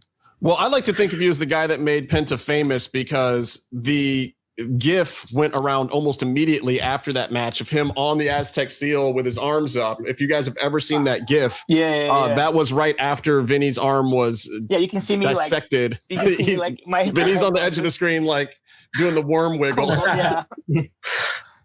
which was great. And again, the crowd reaction. Absolutely amazing for this my favorite one. It was so over. My favorite one when I was watching back is that like he breaks my arm and then they cut to a AC Green that's in the audience and he's like, oh, and he's like, I'm like, all right, I'll accept that as a kudos for me. The reactions were great. So at this point in time, knowing what we all know now, knowing where Pentagon got to from this, I got to assume that you think that this was the right call character-wise, right? Oh, yeah, for sure. For you and him. Oh, well, okay. I'm going to be 100% with you guys. Like, I was not expecting to do anything but that. Like, I was thinking, that's it. That's my one thing. And, I got paid great and I'm happy for it. Like, I didn't know it was going to be like, I never knew I was actually going to be part of, the crew. So, but it's smart though, because if you think about it, like they spent, nowadays you wouldn't do that on TV. You wouldn't have a guy, come out and just do squash matches to literal unknowns. But if you think about it, they did that, and they made great, like I think Lucha Underground, for whatever you want to say about them on anything, I think they spent. They created 2 of the most like awesome like characters in pro wrestling in the last 20-30 years. Pentagon Junior became literally the fucking like the most popular wrestler, and they had one of the greatest reveals in Matanza. You know what I mean? And that was just from nothing. That's just from like people mentioning his name, but that's just storytelling. You know what I mean? That's what they did. They do a great job at it. And yeah, I mean, Pentagon, I mean, honestly, when you think about it, people, you knew he was over when he would do indie shows. And like he would be doing, like people would be doing destroyers and super kicks and fucking top rope, all kinds of crazy shit. But then when he did the arm breaker, people would fucking go, holy shit. And it's just like, it's like a, like an arm breaker. It's a It's a wrist pull. It's awesome. Some guy paid him $200 to slap him. I love that guy. Yeah. I'll slap you for We need $100. more marks like that, man. Vinny, We'd all you be getting over if we gotta had more get in marks on like those that. fans that want to get chopped. They pay good money to get chopped. I don't know if it's a weird fetish. Vinny, that's what it is. We're gonna start the I don't MMM show chop clinic. fun. Everyone Listen. is gonna pay $200 and they get to get chopped by wrestlers. Listen, somebody wanted me to give him a forearm, and I was like, I can't. It's like, why? It goes, because I'm not gonna fucking give you assault? I'm not gonna give you a fucking independent slap my leg fucking forearm. I'm gonna give you a legit forearm, and you're gonna get hurt. And the guy's like, okay, never mind then. And he walked away. Good choice. Good choice. Imagine explain that one to the insurance company. Yeah. Yeah. There's a reason why they call it work, guys. It's work. It's called a snoring elbow because it's actually a snoring elbow. It Yeah. will actually I put love you to that. sleep. I love that story of how you named that too. Oh my God. Sorry, Los Luchas. Speaking of crowd reactions, I do have to mention that after we return from the break, when Vinny has been carted off, that we have a dead center cameo from Jim Velasco. Oh, Playing with his trousers. Yeah, he was pulling his pants up like he was just busy fucking, which is He was trying to, I think he was That's trying to get a on full That's on Urkel. brand. Like he was trying to just pull it up and get the, he likes those old cheesy shows. so. Jim's never on the show when he's busy fucking, and as you notice, he's not here right now. yeah. All right, so we do have one more match to talk about. We got to talk about King Cuerno versus Johnny Gimmick Name. Oh no, we don't need to talk about that. Why not? The one thing I did really notice, if he doesn't, if we don't talk about Cuerno. Was the He's fact that gonna cry if he just- I finally agreed with Justin that Cuerno looks really taller in this compared to how he looks now, or Yeah. in AAA. I don't know I don't know how it is. He doesn't look like he's got a step in his shoe, but he looks like a good 5 inches taller. But that also should tell you that, like, in the grand scheme of wrestlers in the world, Mundo's not that big, but he looked fucking huge and jacked in Lucha Underground. I mean, you get over there to WWE land and all those dudes are like 6'4". They all go like 280 at least. There's big dudes over there. Yeah, but even when he's just wrestling a normal guy, like, a similar sized guy, just inside that ring, he just, I mean, the back injury is bad, but I don't think they took a few out. It's a couple of vertebrae down, knocking down the peg. I think the ring Oh is bigger. shit! Well, What are you Never mind. shitting about? And he froze. It must have been really good. yeah. I love, Look at his face. I love Probably, frozen like, faces. He probably Oh, he's probably spilled a bunch of shit on his computer or something. Did it. Yeah. Yeah, So maybe. when someone yells "Holy shit" and then they disappear, it usually means something bad happened. So in I case he love this does show. it's hilarious. Woo. So, Casey, are What you did you okay? do? No, it's Max Headrooming. Yeah, all of you guys dropped out of my chat. I don't know what you guys Okay. did. Now something fucked You up went happened nuts. to my internet. It's okay. All right. Yeah. We were worried about you there. We thought like it was stop. He's killing me. He's killing me. I enjoyed a moment in this match. This is Friday the 13th, part 4. Okay. I enjoyed a moment in this match that was like super WWE, where Mundo was doing the comeback thing, where basically the guy runs into your clothesline 3 times, so then you do a move. And so he was just standing there. He was doing weak ass clotheslines, and Cuerno wasn't feeding him because he hadn't wrestled for WWE at the time. It was just funny to me because like it's first 1 week clothesline. I'm like, that's weird, and then he's like just standing there. He's like, come on, get up. I mean, a lot of And then this was good. And then right after that, because as if WWE wasn't already in my head, Cuerno comes back and does a legit off the ropes Hogan leg drop. Yeah, he did. That did happen. That was But- beautiful. I did. It was weird to me because after seeing Drago and Aerostar in this same episode, I felt like this was trying to be that, but in slow motion at times. And these guys are not slow, by the way. And it was like some of it felt like they were kind of walking through the Lucha Libre stuff and combining it with Johnny's parkour stuff. And some of it just felt a little slower. Like I would not want to follow Aerostar and Drago. Like ever. That's just not on my list of things. It's Cuerno, though. Cuerno's movements are slower for the character. It was meant to be a grudge match, so I don't think it was meant to be that. Oh, it's not a grudge match until it's in a goddamn cage. That's true. I do have to say that I found it interesting that we saw 3 arrows from the depths of hell in this one. Like, not only did we get the slow motion package version of it earlier, which is probably why I guess they put that package in this show, but he literally, this is That's the first what I was saying an hour ago. I know, but you have to, it's foreshadowing when we start talking about it, and then you have to give a payoff, Byron. It's screenwriting. But what if I forget? Oh my God. Then you're AEW booking, Byron. Boom. Oh, wow. That was deep. Deep cuts. See what I That's did a with high Vinny? five for Casey. That's a high Sorry, five Tony. for Casey. Wow. Tony's done it again. That's what Tony gets for having a shit football team. Oh my God. Really? Are we going to start talking about football again? This is also the first match, I think, where we got a cameraman bump, and it wasn't Brandon. I don't know which camera guy this was, but we took a mild bump, very mild bump. He didn't take the Brandon bump, that's for sure. Oh my dogs are murdering each other. Brandon was trying. If they went to season 5, Brandon was going to take a table bump. They should have. That can Still going. Yeah, they're amazing. I do like though that they got Hot Tub Guy in there cheering on the arrows from the depths of hell. I can't believe they ended the show. All this stuff goes on. Someone's fucking kidnapped, and then the end of the show is, hey, look, it's Hot Tub Guy. It's not just hey, it's Hot Tub Guy. It's Vampiro marking out because he's met Hot Tub Guy, who's come out of nowhere next to him. He's fucking Hot Tub famous, man. He's Hot Tub famous. And then 3 seasons later.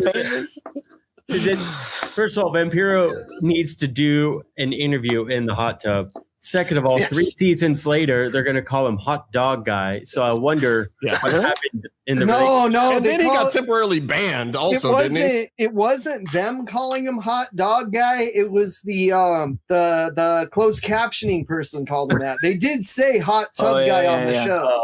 All I know is that the Sean is he literally made that I know we're jumping ahead, but he made that Drago Hernandez fucking strap match because when he kept hitting Hernandez in the dick and over again, and Hernandez was like, stop, and he's like dude, Hernandez's girlfriend was like, stop it. He's like a bad dog. No more. And he kept hitting him in the dick. I'm like, why you keep hitting him with the fuck in the dick? What is the issue with this going on? He was trying to prove the baby nuts thing one way or another for all time. Okay, look, I got deal with Hernandez's lady friend at the time too. She was ringside. She was gonna jump the non-existent rail, but okay, check this out. So this is what happened. Hernandez said, don't whip me in the face and don't whip me in the neck. He did not tell us not to whip him in the dick, figuring that should go unsaid. Yeah. But technically he did not say that. So, kind of his own fault. You guys should all follow at Deshaun 2 Cents. He's the man. He is a huge wrestling fan. He's got lots of great wrestling content, and he is, as you can tell from these stories, an absolute character. And he smokes a lot of weed. All of the weed. Like sometimes I'll be at work and like I'll take like my little break and I'm sipping on an energy drink and I look and he's like, 10 o'clock, time for the first dab. I'm like, what the fuck? But he gets up bong that he made out of something he found on the side. It's like this big. It's like, time to start a day. I'm like, he gets up even more after he gets high though. Like if you catch him when he's not high, he's like, hey man, what's up? You catch him after, he's like, hey, let's go watch wrestling. Yeah, that's when he's pumped. And I don't know. I don't smoke, so I don't know what it is. But like, I look at him, he's like, I'm trying to get high, and it's just literally like a glob of like wax that you put in, like your wheels for your skateboard. It's like this. I'm like, what are you big doing? Old raisin ball. What the fuck you do with that? I don't know what you're talking. Are you greasing tires? Like, what are you doing? Changing the oil? It's wild. He, as a person, is sponsored by a weed company. It's just a human. Sponsor means he buys a lot of weed. And it's like, it's like He bought so much that they're like, we're just going to give it to you now because you've already paid for it. Yeah, I'm sponsored by Mom Mike's. I give him money and they give me a pizza. Yeah, it's fucking the same shit. No, it's on his social media profile. It's because he put their kids through college. Yeah, because he's buying so much shit. They're like, hey man, you're here like every day. Just they probably followed him on Twitter and like, holy shit, this guy has a lot of followers. Just it's like mention that you smoke. It's like I already do. Like all right. Probably more than. I know we talked about Shane Douglas earlier, but the ending to this match was pure Shane Douglas. It was the brawl all over the ring. He cut a promo. Joey Styles. There's a man named Dick Flair. And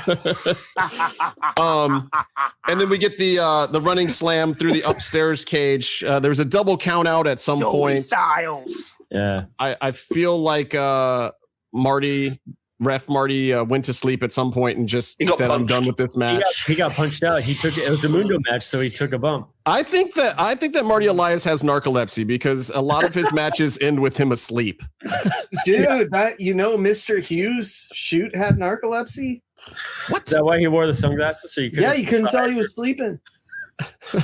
Mid-match. Wow. It's in fucking Jericho's book, dude. It's legit. Hey Casey. Oh, it's in Jericho's book, so that makes it real. Yeah. Hey Casey. Yeah. Kayfabe, bro. Yeah, man. All I know is that guy was able to wrestle without sunglasses, and they never came off once. And even Super Colo couldn't do that shit because he lost his match with the sunglasses attached. I watched Jack Evans breakdance, then have a match with Swerve with a cigarette in his mouth for the entire match. That's legit. That's pretty badass. I think Orange Cassidy could learn a thing or two from Jack Evans. A lot of people can. If he was given the spotlight, he should be EW champ. I think Orange Cassidy should wrestle Ultimo Panda and they just not do anything the whole match. Yeah, it just becomes a time limit. Might as well make it a three-way dance with the Invisible Man. Like 3 hours later, they're just kind of like. Who was the Japanese guy I saw? Iron Man match between the Panda and Orange Cassidy. Sakamoto. It'll end 0-0 and be like, whatever. Casey or Vinny, that guy, Sakamoto. I was at that fucking WrestleMania. Oh. I wasn't a Brett or a Sean guy. I was just there to watch Undertaker kill Diesel. That sounds like a good reason to be there. Yeah. And dodge Sting after losing to Sting.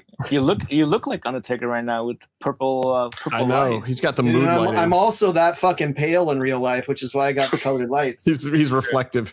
So this match or this episode ends with. Go ahead. The Undertaker and then Paul Bearer next to him. Yeah. That makes Meef, do the voice. Do the voice, Meef. I'm not going to do the voice. It'd be terrible. Do the voice. Do the voice. Do the voice. Do the voice. Hold on. Come on, you'll get over. Do the voice. If DJ can be Big Dick Johnson, you can do the Paul Bearer voice. Guys, give me 3 seconds. I'll do some magic on this show. Hold on. We're trying to get Meef to do the voice. Meef, do the voice. Oh my god. I cannot do the voice. I have not heard that voice in a long time. I have not heard that voice in a long time. You're red. I can tell you're red. You're turning red because you say my wife's name, AJ Styles. I'm hitting the Tabasco sauce. Sarah. So when they make the next, it's hot, dude. When they make the next WWE video game, and you know how some of the guys will make a different character for the decade they wrestled in. So there's like 5 Canes. Are they going to make the modern Undertaker start off with a limp? First of all, I didn't hear any of that conversation, but he's going to start with 0 hit points in his hip area. Oh, right. Possibly. What if it's like a Blue Lives Matter Undertaker? The person in real with life. Mayor Cain as his backup figure. Mayor Cain and Blue Lives Matter Taker. He wears Donald Trump shirts. Like it's like the DLC Undertaker with that Donald Trump shirt. You're like, MAGA hat. Vinny, check this out. So Kane's only doing promos against wearing masks. That's all. Dude, Tennessee, the only person that voted against the mask law was fucking Cain. Well, if you had to wear that mask, I mean, I would vote against it. You know, he's probably just going to look, I had to wear it for 20 years, lads. It's not that fun. Yeah, he's like, if I'm not immune by now after wearing it that long. Most fucking hey, the last part of the show. Unmasking ever. We can come back and talk some more. I got to do this last little bit. I do like at the end of the match how they do it. Byron, aren't you always the one that's telling me to move along? I had this point to make an hour ago and we're still on the Oh match. my God. Make your point, Byron. Super fast. So I do like how even though they did the double count not finished, that they still had a decent brawl and they still ended on a high. Sound like Scooby-Doo. I know, it's terrible. I'm just trying to destroy Byron. That's cool. So I do appreciate they had a non-ending, but they still delivered on an ending to the story of the fight. You know, even though they did bump on the empty cardboard boxes. I just can't believe that after all these years. How long you guys been doing this show? Like 5 years or something. Too many. I don't know. And Justin still eats on camera. Yeah, I know, right? Only when Byron's talking, though. I just wait for Byron, and I figure that's a good time to eat because it might as well listen to me chewing. I'm actually on topic doing the show. Okay, but we're already to the Dragon Azteca getting Lotus out of the trunk part. I already said my bit. My bit was taken. By the way, do we know who this was? Who this Dragon Azteca was? This one, Drago. Yeah. This We one got was out of also him. Drago. He told us. No, he certainly did not. Well, He did. Drago was kind of upfront about the Dragon Azteca thing. Drago was on the show telling us. It was the only thing he told us. What show? Nobody heard that. That didn't happen. Drago He was on Unless podcast. it's on Cage Match, it doesn't count. Yeah. But yes, this was the Drago version of Dragon Azteca. I think this is his last appearance as Dragon Azteca, right? Or one more. The fight scene. I think at the end he gets. When does he get killed? He gets because he At has the end to. of season in one. season one. He gets killed at the end of season one, so that's his last Yeah. one. Yeah, because he has to. There needs to be a training montage. Yeah. The end of season one. Remember, he gets stabbed. Is he in the hood for that too, though? Yes. Yeah. Yes. That's still him? And that's when he drops the hood, and then Ray Orris grabs the actual. Which is amazing. The by the way. original idea was that Drago did leave Lucha Underground actually when he left after the Consequences match, and he was going to carry on Azteca, but they changed the plan. Yeah. Plans do change in Lucha Underground, as we have all Drago, seen. I mean, Drago is such a good gimmick and good. I mean, he's got like the best mask. You know what I mean? In the business. I think like, Skip Chasing kicked off on him. Yeah, he was worth keeping. Speaking of masks, we got to take a quick break. Let's hear from the homies over at lucha-masks.com, and we'll be right back. Lucha-masks.com, in partnership with Mask Republic, give you personal protective masks to keep you Lucha strong in the fight versus COVID-19. With world-class luchadors Blue Demon Jr., the Lucha Brothers, LA Park, Ultimo Dragon, Cain Velasquez, Conan, and so much more. Head to lucha-masks.com and you too can become a masked warrior. Lucha-masks.com, powered by Pro Wrestling Revolution. No, guys, I am not going to share any of my... Hey, we're back. No, why'd you say Don't forget to go over to www.lucha-mask.com to get your authentic luchador supported and funded, or they get the funds from these. Go buy an these are Ultimo official. Pando mask right now. Ultimo Pando on sale right now. There's Go get one. there's plenty of masks. Hio Del Santo, Blue Demon. We don't talk about Blue Demon. Kiko Taro. Yes. By all means, I love Kiko Taro. He delivers me great pizzas. Yes. And contrary to popular belief, Pentagon is not the only person that wears a mask. There are other great luchadors out there, guys. Pick up some of the other ones. Be original. Hayabusa. Don't just wear a Penta mask. Oh yeah, I got a Hayabusa. It's just not within arm's reach right now. But Mr. Wrestling 4. Steve Carino. You gotta love it. So the reason I grabbed my phone is because I wanted to talk about something. That's why? I wanted to talk about a Tony Khan thing because so they're doing this thing where at Daily Plaza, because it's outside, they're allowed to sell 10% of the venue, which isn't a ton, but they figure, okay, we'll sell 10%, we'll spread it out. We'll sell these tickets in clusters to people who are all coming together. this is like what, 500 people max? Now, it's going to be less than like a Lucha Underground taping spread out all over Daly's place or whatever. Okay. But they noticed all of a sudden that tickets were getting scalped online, which caused a huge problem because now the clusters of people who have all been together, quarantining together, or at least friends, where you could do contract tracing and whatnot, were not going to be coming together, and random groups of people were going to be intersecting, which defeated the entire purpose of what they were trying to do for just getting some people back to a live wrestling event. So boneheads are basically messing it up for the few lucky people who were going to get a chance to see a live event, because now they might have to spread out every single person that comes, which is so stupid and so awful that idiots are doing this. Anything worth doing in life could be done alone. You can go to a wrestling show by yourself. Okay. Alrighty then. This is the This is the clip that's gonna fucking promote the show this week. Now watch. Yeah. I just think it's weird. What the fuck did you just say? It's about pooping. I go to the movies by myself all the time. Why can't I go to a wrestling show and sit by myself? I don't need someone to hold my hand while I cheer for Orange Cassidy. Nah. This coming from Casey, who would call me up like, dude, I don't want to go to this Lucha Underground by myself. What are you doing? Let's go. That's true, actually. I would do that. No, but I respect. Okay, I respect what they're doing, and I appreciate Tony Khan going, figuring this out and kind of putting a stop to this.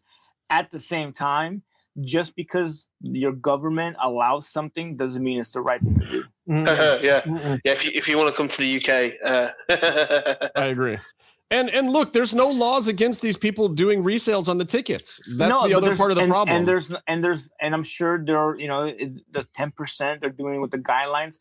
But like I said, just because it's okay, allowed by the government, doesn't mean that you should do it. But I understand what they're trying to do, because hey, if the option is, hey, we have, let's run a 10% show, or hey guys, we can't run anymore because we're not making any money on ticket sales like we were planning on doing, then by all means do your 10%. I understand that completely. There's a lot of people. I live in California.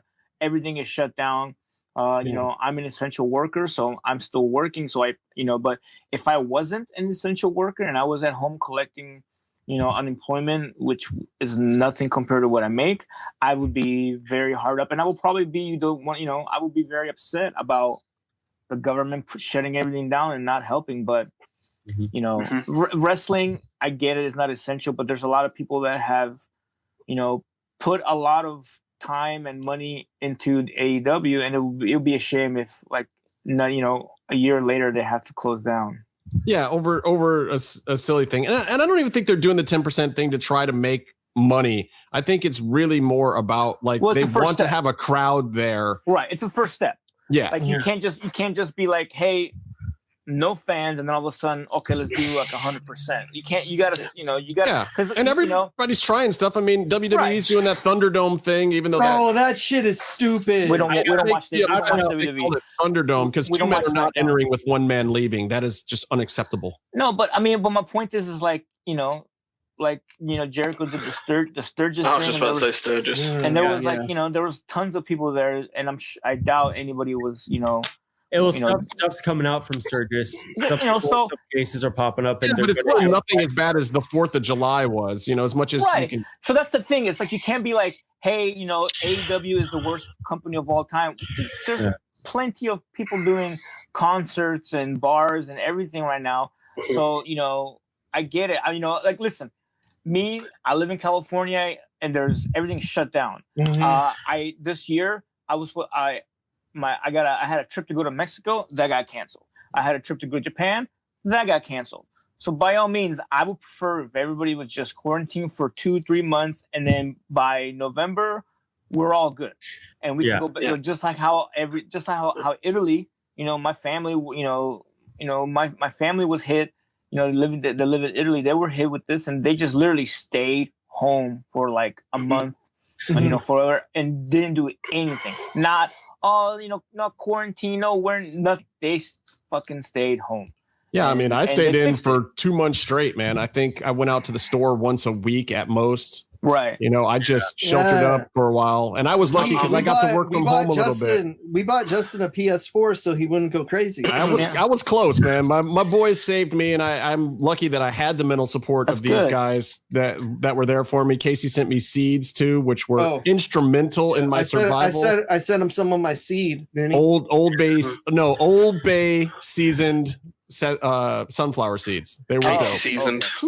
I'm out here in New York, and we got, we're like a smaller example of Italy. We were like ground zero here for COVID, and it was bad. It was exactly. So and now we're opening gyms in like this week. No, don't do that. So I don't know about that. No, we are.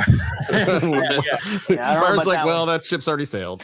But my point is that we can't just be like, hey, let's just everybody just shelter in, but everybody else is doing nothing, and then it's just So I understand what they're doing, and I'm hoping it goes well. Like, honest to God, like, I would love it if the 10% thing goes well and nobody gets sick, and then they go 20%, and then eventually 30%, and then people maybe like somebody in California's like, oh, you know what? Maybe it's a little better, because we're not going to be like this I think it's going to be around us for a long time. Yeah. But I think if we're smart, like, you go to Japan anytime you go to Japan, if somebody is sick, they put a mask on for other people. They wash their hands, they're wearing gloves. I think we're going to have to be like that from now on. It's difficult though, because the problem is America and England are full of fucking assholes who only think about themselves. Yeah, it's very much an entitlement thing. Japan and New Zealand and some of these other countries are kind of built into their culture as a little more mutual respect. Traditions that respect the elderly a lot, especially in Japan. Exactly, I mean, they basically worship their elders, almost as godlike figures to a certain extent. And something that would make elders sick is a very big deal in their culture. So they all respect that. And the rule is, like, here in America, if we had told everybody you won't get sick if you wear a mask, everyone would have done it. But what we told everyone is, hey, your friend won't get sick if you wear a mask. And everyone was like, well, I don't need to wear a mask. It's my right to not wear a mask. I think the worst thing that happened in America is that we took this COVID pandemic as for some reason a sign that it's a political agenda. Like it's just not. For some reason, people think it's like, oh, if you believe in COVID, if you believe in wearing a mask, then you hate America. You hate America. You hate rights. I'm just like, but that's. Look, BLM, cops, Trump, Biden, all that stuff, that's politics. But, man, people getting sick and dying, it's just not politics. It's health and safety and science to me. It's a lot of the thing. You see, they got a quarterback from one of the college teams. He's like, 19, 20? He's having to take an entire season out because he got COVID and he got a heart disease now. Well, he'll probably have that the rest of his life. I mean, maybe we don't know for sure, but there's a lot of lung and heart stuff. But I forgot. All right, listen, Byron, because you're going on. Listen, I want to talk about some wrestling stuff. I do want to talk about the speaking of politics. I want to talk about retribution. This angle that's been going on in WWE. Antifa? Yeah, exactly. So they're basically mimicking an Antifa thing. But here's my problem with the gimmick. Vince has always taken stuff from politics and whatnot and kind of put his spin on it. And he thinks it's funny, and that's fine. I don't even have a problem with that part. My problem is this. There's 20 masked guys now showing up in WWE, and we all know for a fact that there are not 20 interesting people that they could put under those hoods to give us any kind of payoff that would ever fucking matter. Dude, I could come up with 20. But that would actually come to Vince and be in this fucking gimmick? It's true. Right. Well, didn't they already scrap that thing with Mustafa Ali? Where Mustafa Ali was the hacker. Yeah, I mean, I don't see where there's going to be any payoff. There's going to be one guy behind it all at the end. It looks way too much like Dark Order over in AEW. Like, why is WWE trying to steal AEW stuff? And why are they putting an Antifa spin on it and then giving us what we know is going to be zero payoff? Hey, but that means that Raw's a bunch of Nazis then, right? If they're right? Maybe. Yeah. I don't know. I just wish Confirmed. I would buy the whole thing if I knew that there was 20 cool wrestlers that could pop up underneath those hoods. What if one of them is Sid? What if none of them are Sid? What do you think? There would be no showing the whole. I just think he has to say he's the guest. One, I just think it's weird that Vince McMahon has an Antifa angle and they're causing disruption to the not the government, to WWE, and they're basically heels. It's kind of ridiculous. I mean, but at the same time, it doesn't matter who these people are because they're, the way they're going to book them, there's, wins and losses don't fucking matter. So who cares, right? Right. They'll put someone over and then the champion will lose 3 times in 3 weeks and then still have a title shot. You know what I mean? So I have a question. Why were they in the ring with a chainsaw and they just cut the ropes? They don't just like put a big because it's signifying that anybody that wears masks and hide themselves are thugs. But like they're destruction of property. So that this way, but Donald Trump can be like, "Thank you, Vince McMahon." But it has to make no sense because they're all nonsensical, violent looters. I will tell you though, if one of them is super leather or Leatherface, I'm okay with it. Okay, it's actually Chainsaw Charlie. Terry Funk's coming back. Oh, he put me in a headlock, Vinny. Chainsaw up the mat though, do something. They cut the ropes like it's a big deal. Then a week later, they're like, we have half the show without ropes. Yeah, exactly. My point is this, all right? And WWE can have Thunderdome, lasers, fucking chainsaw people. They can have all these kind of shit, but they can all basically it's, hey, look over here. Don't look at the booking that's fucking god awful and terrible. Yeah, true. It's a distraction. All right, we got to take. Bruce Pritchard's getting fired again. They had Rey Mysterio. Hey, we got to take one more quick break. We'll get to it, Byron. We got to take one more quick break. We're going to come back with the Wall of Shame. Who's this? You're just still talking over me. I'm going to the break, Byron. We're going to take one more quick break. We'll come right back. We're going to talk about the Wall of Shame and a couple more little topics before we let Vinny go back to his real life. Right here on Masked Match and Mayhem. I'm just watching the basketball game. It's fine. If you're listening to this and you haven't visited luchacentral.com, it's time to do it. Luchacentral.com is the online home for Lucha Libre, where you can get all of the top news in English and in Spanish. Find the best curated video content and original content not seen anywhere else. Find when Lucha Libre events would be happening in your area. Find photo galleries from top photographers covering Lucha Libre around the world. From weekly polls to annual awards. Seen and read by top executives in all of the major Lucha Libre promotions across the globe. And on top of that, it's free. LuchaCentral.com, your centralized place for all things Lucha Libre. He just comes up with some absolute fucking shite. I don't know. And I still put them I over love him to bits. You ready, Byron? Byron's not back yet. All right, Byron, you ready? We're back. Here, let's do this thing. Here we go. Penis. We're not there yet. We have a couple more things to do first. First, I got to do shout outs. Amy, did you know that we end our show with penis for 5 years in a row, and I still don't know why? Because Casey likes to say it.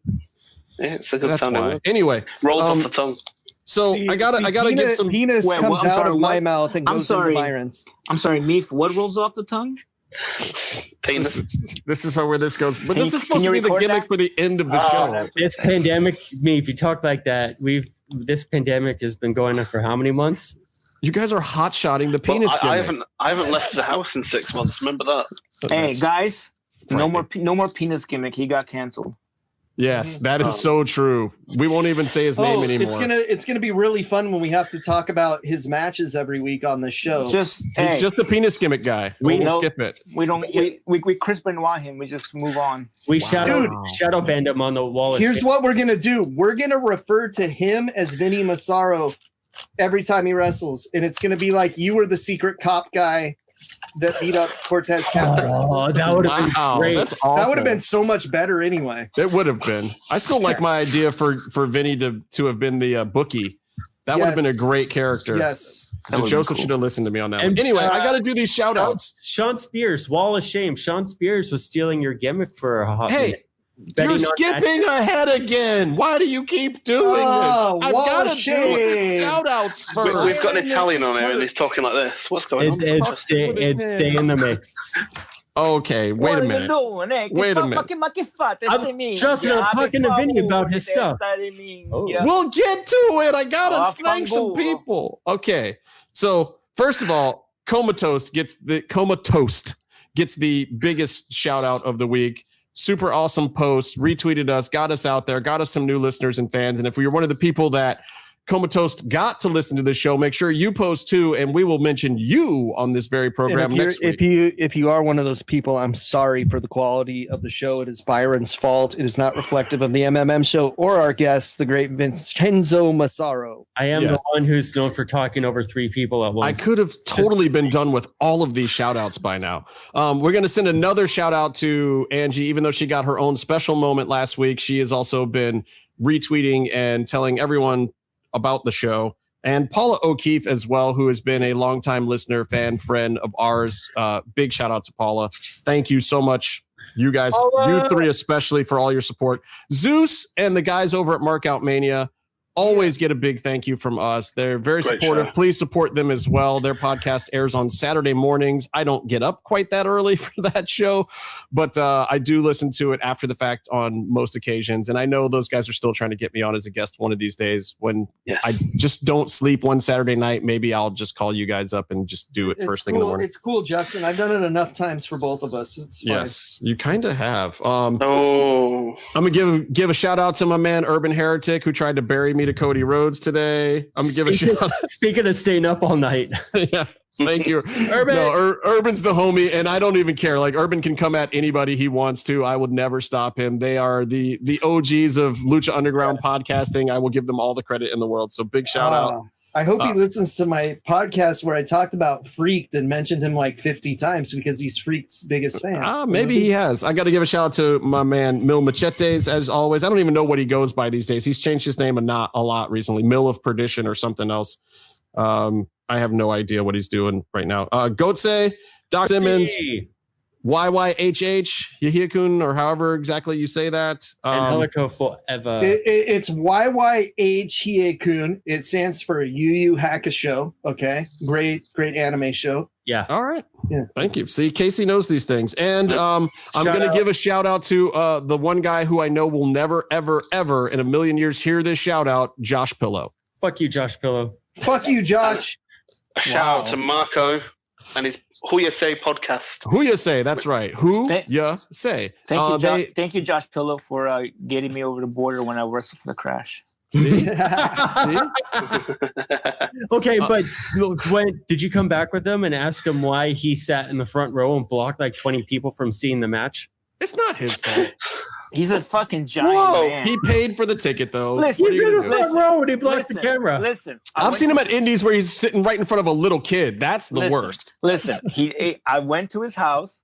He took me to San Diego to go to get a pizza place. Went over the border. I wrestled and then brought me back. So you know what? That's a friend. Legend. That's awesome. So we now call him the Coyote Josh Pillow. Coyote Pillow. Oh, he is on certain someone's list, if you know what I mean. Oh, is he? Well, let's get to some lists. Let's talk now. It's time for the Wall of Shame.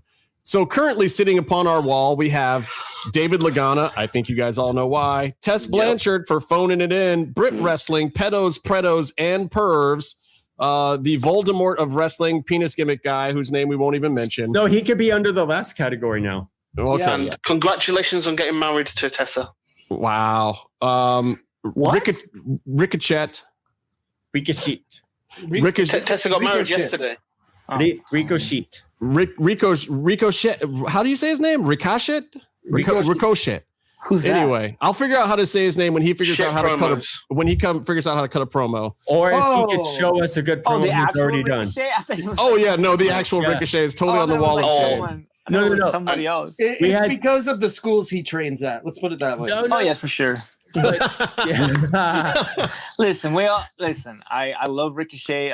He's a great wrestler, good friend. I think sometimes he had a moment, like a judgment call that because it was him and Moose, and I think his girl was there too. So I don't know if he knew. I'll give him the benefit of the doubt. He says he didn't know that they were there, so I'll give him the benefit. Oh no, he knew because he started to DM people. And look. No, I'm going to stick with Vinny on this one. I'm going to give him the benefit of the doubt. But yet, the only way he's getting off the wall of shame is if he cuts a good promo. So That's he's never coming out.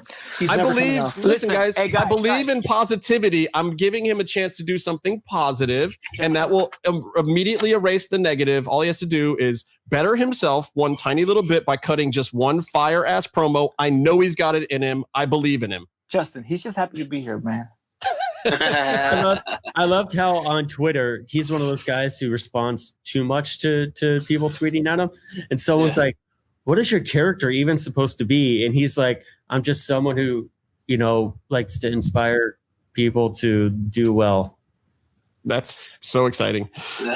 Also on the wall of shame, the UFC 4 game as placed there by Casey. Yeah. They took Game Face out. That's fucking bullshit. Okay. They took the game face out. They took the scoring. At the end, that's you can't bullshit. see the judges. They changed the submission to what you do in the fucking WWE games. The ground and pound game is fucking ridiculous. Like, I don't understand what's going on with half the ground and pound game. Like, it's like if you get someone on the ground and you ground and pound, you're pretty dead. much won. You're pretty much won. Yeah. But I do like. Well, I choose a legacy control, so I kind of like the submission, the way they have the submission set up. The new version I don't like, but I switched to legacy control, so it's cool. That new version's totally the WWE games, dude. Like, I don't play that. I do legacy controls because you can go back and switch it. They're slowly working their way down. They're a few good updates away from getting off the wall of shame, but right now they're still on there. And then, of course, our friends Jeffrey Briggs and JT Wilcoxon, the guys who filed a trademark for Lucha Underground Wrestling, and then sent us an email telling us that they were going to buy all the IP, which is a hilarious pipe dream. Cool. Can you buy the rest of my contract? They said that they were. I still got 3 seasons left. Vinny, they said that they were attempting to do that, and they were going to be reaching out to all of the performers. So I'm sure your phone will be ringing any time now to us. It's like Wilcoxon doesn't sound like a real last name to me, but what do I know? Yeah, I don't think that those guys are really. Isn't it coming up soon? Like this November, all those at least the first round of contracts will be open. Some of them, but I mean, El Rey still has the TV rights, I believe, until November. I'm not entirely sure. But at some point, when one of the parties who has rights right now lapses, I think maybe there might be a chance for something to at least a conversation to be had. But while all the parties that are currently involved with MGM and then the Lucha Libre FMV and El Rey Network are all still in possession of a portion of the rights, there's not going to be any movement. None of those guys are going to actually work together again. That's not happening. I don't think they're going to come back, but whatever. Well, there's still people under contract who. Yes, and there's a reason for that. Who's left? Here's the thing. Here's what could happen. I'm not saying this will happen, but what could happen is once El Rey and Univision are out of the picture, then it is simply a conversation between Dorian and MGM. And at that point in time, they could decide to try to do something with the IP, and they all like money. But it's clearly not going to be whatever Lucha Underground was before. It would be an advancement. It would be something different. And I could see Dorian possibly wanting to see if he could make something lucrative happen or do something with his AAA performers in the United States again. So there is a very slim chance that maybe there could be some goings on in the future. And, MGM has Epics and a few other platforms and things where they would probably go to now instead of a network, because I think after this experience with Lucha Underground, they're never going to do business with Univision again. It wasn't even the El Rey people. It was their bosses above them that were really kind of the main issue, because they had just pipe dreams about how to make Lucha Underground happen, that some of which I still can't even talk about myself. And I know the parties involved can't talk about, but one of these days you'll hear some of the stories about what they wanted to do with Lucha Underground, and you will lose your fucking mind. It's ridiculous. I don't even know these stories. We'll tell you we'll tell you when Byron stops hitting the record button. We can tell you some of those stories, but some of them were just outrageous, especially in those hiatuses. They were gonna take out the fans and put TVs in the bleachers. No, that's already happened. That's a real thing. I'm buying it, Vinny. That's all you need to know. Anyway, I'm buying it off Dorian. Lucha Underground is on the list. No, not yet. It could happen though. We've already watched the worst episode. So those people that tried to buy, they're on the wall of shame. Anybody else? Are we adding people? Are you going to add somebody to the wall of shame, Byron? Fuck yeah, I want to add someone. Oh shit, Vinny, you got somebody for the wall of shame? What do you got? Yeah, Patrick Clark, Velveteen Dream. You can get on the fucking list. Here's the thing with this guy. Velveteen Dream is on the list. Yeah, why? I'm writing it down. I'm committing it into stone. You would think at some level he would try to convince people he wasn't a weirdo who did those things. Look at the beard he came back with. I mean, he looks like a sex offender. If WWE, it's all, you know what it is? WWE, it's all about, if you can make them money, they'll look around it. Because think about it. Like when the whole speaking out thing happened, they took the opportunity and let go of people that they didn't want or that weren't making money. Yeah. When Devlin's still there. Yeah. When the furlough thing happened, they were like, you know what, this is a perfect opportunity to get rid of some contracts that we think the guys aren't gonna, we're paying them this much, they're not gonna make us this much, so get rid of it. And they blamed it on that. So I think they think that Velveteen Dream can make them money. So. Because I'll tell you right now, they're saying that they did an investigation. Well, they just investigated by asking Velveteen Dream if he did it, because they didn't. So that's a good investigation. Hey, did you do anything wrong? No. Man. To be fair, he could have even said yes, but in some weird way they didn't understand it. They were like, you know what? I did, but you know what? They came. No, what it is like, did you do this? Well, I can't say yes and I can't say no, but what I can say is that it can't prove it. That's good enough for me. Go right ahead. He got that snooker rub. I think part of it also is that it comes down to Vince McMahon, who's like 94 years old, and the main issues with him. What did they say he did? Forget it. It's fine. I think it revolves around grooming, which is a horrible thing. But back in Vince's day, it was probably either I think one of two things. One, it's just something that Vince probably kind of finds a little bit more acceptable because of where he came from. But it was underage. But go ahead. Oh yeah, no, that's the point of grooming, where like you just kind of put in the work and you wait. And so like Vince is 94 years old, maybe. I don't know. He did fire Randy Savage, didn't he? No, he did not fire Randy Savage. Randy Savage went to WCW and took the Slim Jim license, and that's why Vince hates him. So I think it's either with anybody there. I think it's either that, or I think it's Vince McMahon is 94 years old, and when they're like, "Hey, Velveteen Dream got accused of grooming a 14-year-old," he's like, "So what's wrong with like brushing someone's hair?" Byron. Let's be honest here. It's because Vince McMahon's friends wrapped up in the E word, which I'm not allowed to mention, which is wrapped up with Trump. Thank you to everyone else who laughed at the joke, and I thought the joke was funny for being a starting point for a political discourse. All right, so I got to get to the wall. I got to get to the Wall of Fame. I think we've said our piece. Velveteen Dream is firmly on the Wall of Shame right now. Yeah. Wall of Fame. Tony Khan is still on there for his whole ratings thing. Football team. Love it. He might get himself thrown off there one of these days because he's out there making moves and trying things, and they're not all going to be good. So he might come down one day. But right now, Tony Khan is still. I've got a Wall of Fame. We'll get there. Case. Roman Reigns. Roman Reigns for not showing up to work for the right reasons. God bless that guy. I love. Yeah, like it was. The more I hear about Roman, the better I like the guy every day. Yeah. Robert Stonebrand is actually on the Wall of Fame thanks to Byron. Mm-hmm. This is Byron's doing. He's getting everyone in the program over. He's given Rhea Ripley a strong, entertaining program to do while she's outside the title picture. And above all else, he got Aaliyah over. Yeah. Yeah, it was a miracle. He stole Shotzi's car. Fuck that guy. So I'm happy. And who the guy who might be winning a belt tonight, by the time you hear this, might be a champion. We don't know. KARRION KROSS is on the Wall of Fame for having to explain that kayfabe murder is not actual murder. Yes. It was Hugo's fault. I didn't actually die. Just so you guys know.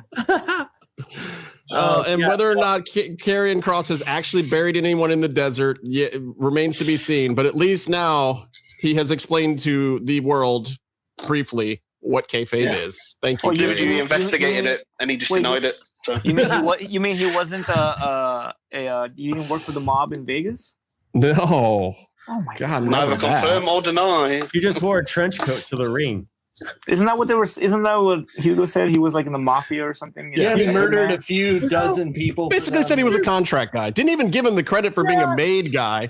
Just made him a contract guy. He can't be a made guy because he's not Italian. Come on, Hugo's like Killer Kross used to kill people for real. Hear more about it on my podcast with him next week. Yeah. I think that podcast is still happening. Anyway, I also think that Kross and Keith Lee should go on the Wall of Fame for today for their main event to take over. That's a huge, huge thing for both of them, I think. We'll see. No? Not We'll give that one a maybe. Let's see whose the agent is. Let's go from there. Yeah. I just since the show was on afterwards, I think the match was phenomenal. Then you may have been proven right already by the time. What if it's like a 40-second squash? Yeah. I think it's going to be a DQ finish. It's a Kimura in 90 seconds. I hope they go It's going to be a DQ. They go to lock up, and then Antifa Angle guys come in and just fucking disrupt And it. the ring explodes. And all the Well, cameras. I mean, Phantasma doesn't have a match, so maybe Phantasma takes him out. All right, last thing I got to talk about. Go ahead, Byron. Nobody else is in the Wall of Fame? The R word. That's it, man. I was going to add someone. Jesus Christ. You got someone to add, Casey? Adam. Yeah. Don't let Byron talk. That's the mistake you're making. I would like to add. What? Did you just do that? Did you seriously do that to him? Byron just threw Casey out of the show. He quit the show. He would like to add and he quit. Really? That's how we did that? That's what he wants to do. All right. He always wants to quit the show. He just whines all the time. Who else do we have to add to the list? Anyway, I just wanted to add the R word group to the Wall of Shame because they're so impotent and they suck. And also the whole thing doesn't make sense because the whole crowd is full of WWE talent. Like they're already outnumbered no matter what. So you're putting Retribution on the Wall of Shame? Yeah. Wall of Fame. Call them the R word group. Wait a minute. So if it's if everybody that got in there got tested and only people in there are tested. What if that's their thing? It doesn't matter the damage.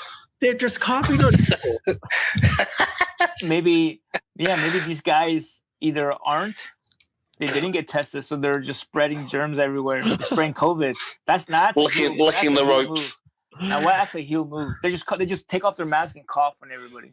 So they're not. So they're not. Like they're not. Vince is like these are actually my guys. They're their COVID group. Maybe. Is Kayla going to be the leader of it then? She said she's fine now. Kayla. Yeah, for now. Hey, should we? Let's take a vote. Should we let Casey back? Yes, of course you should. Stop lording your power over people. You won't let me.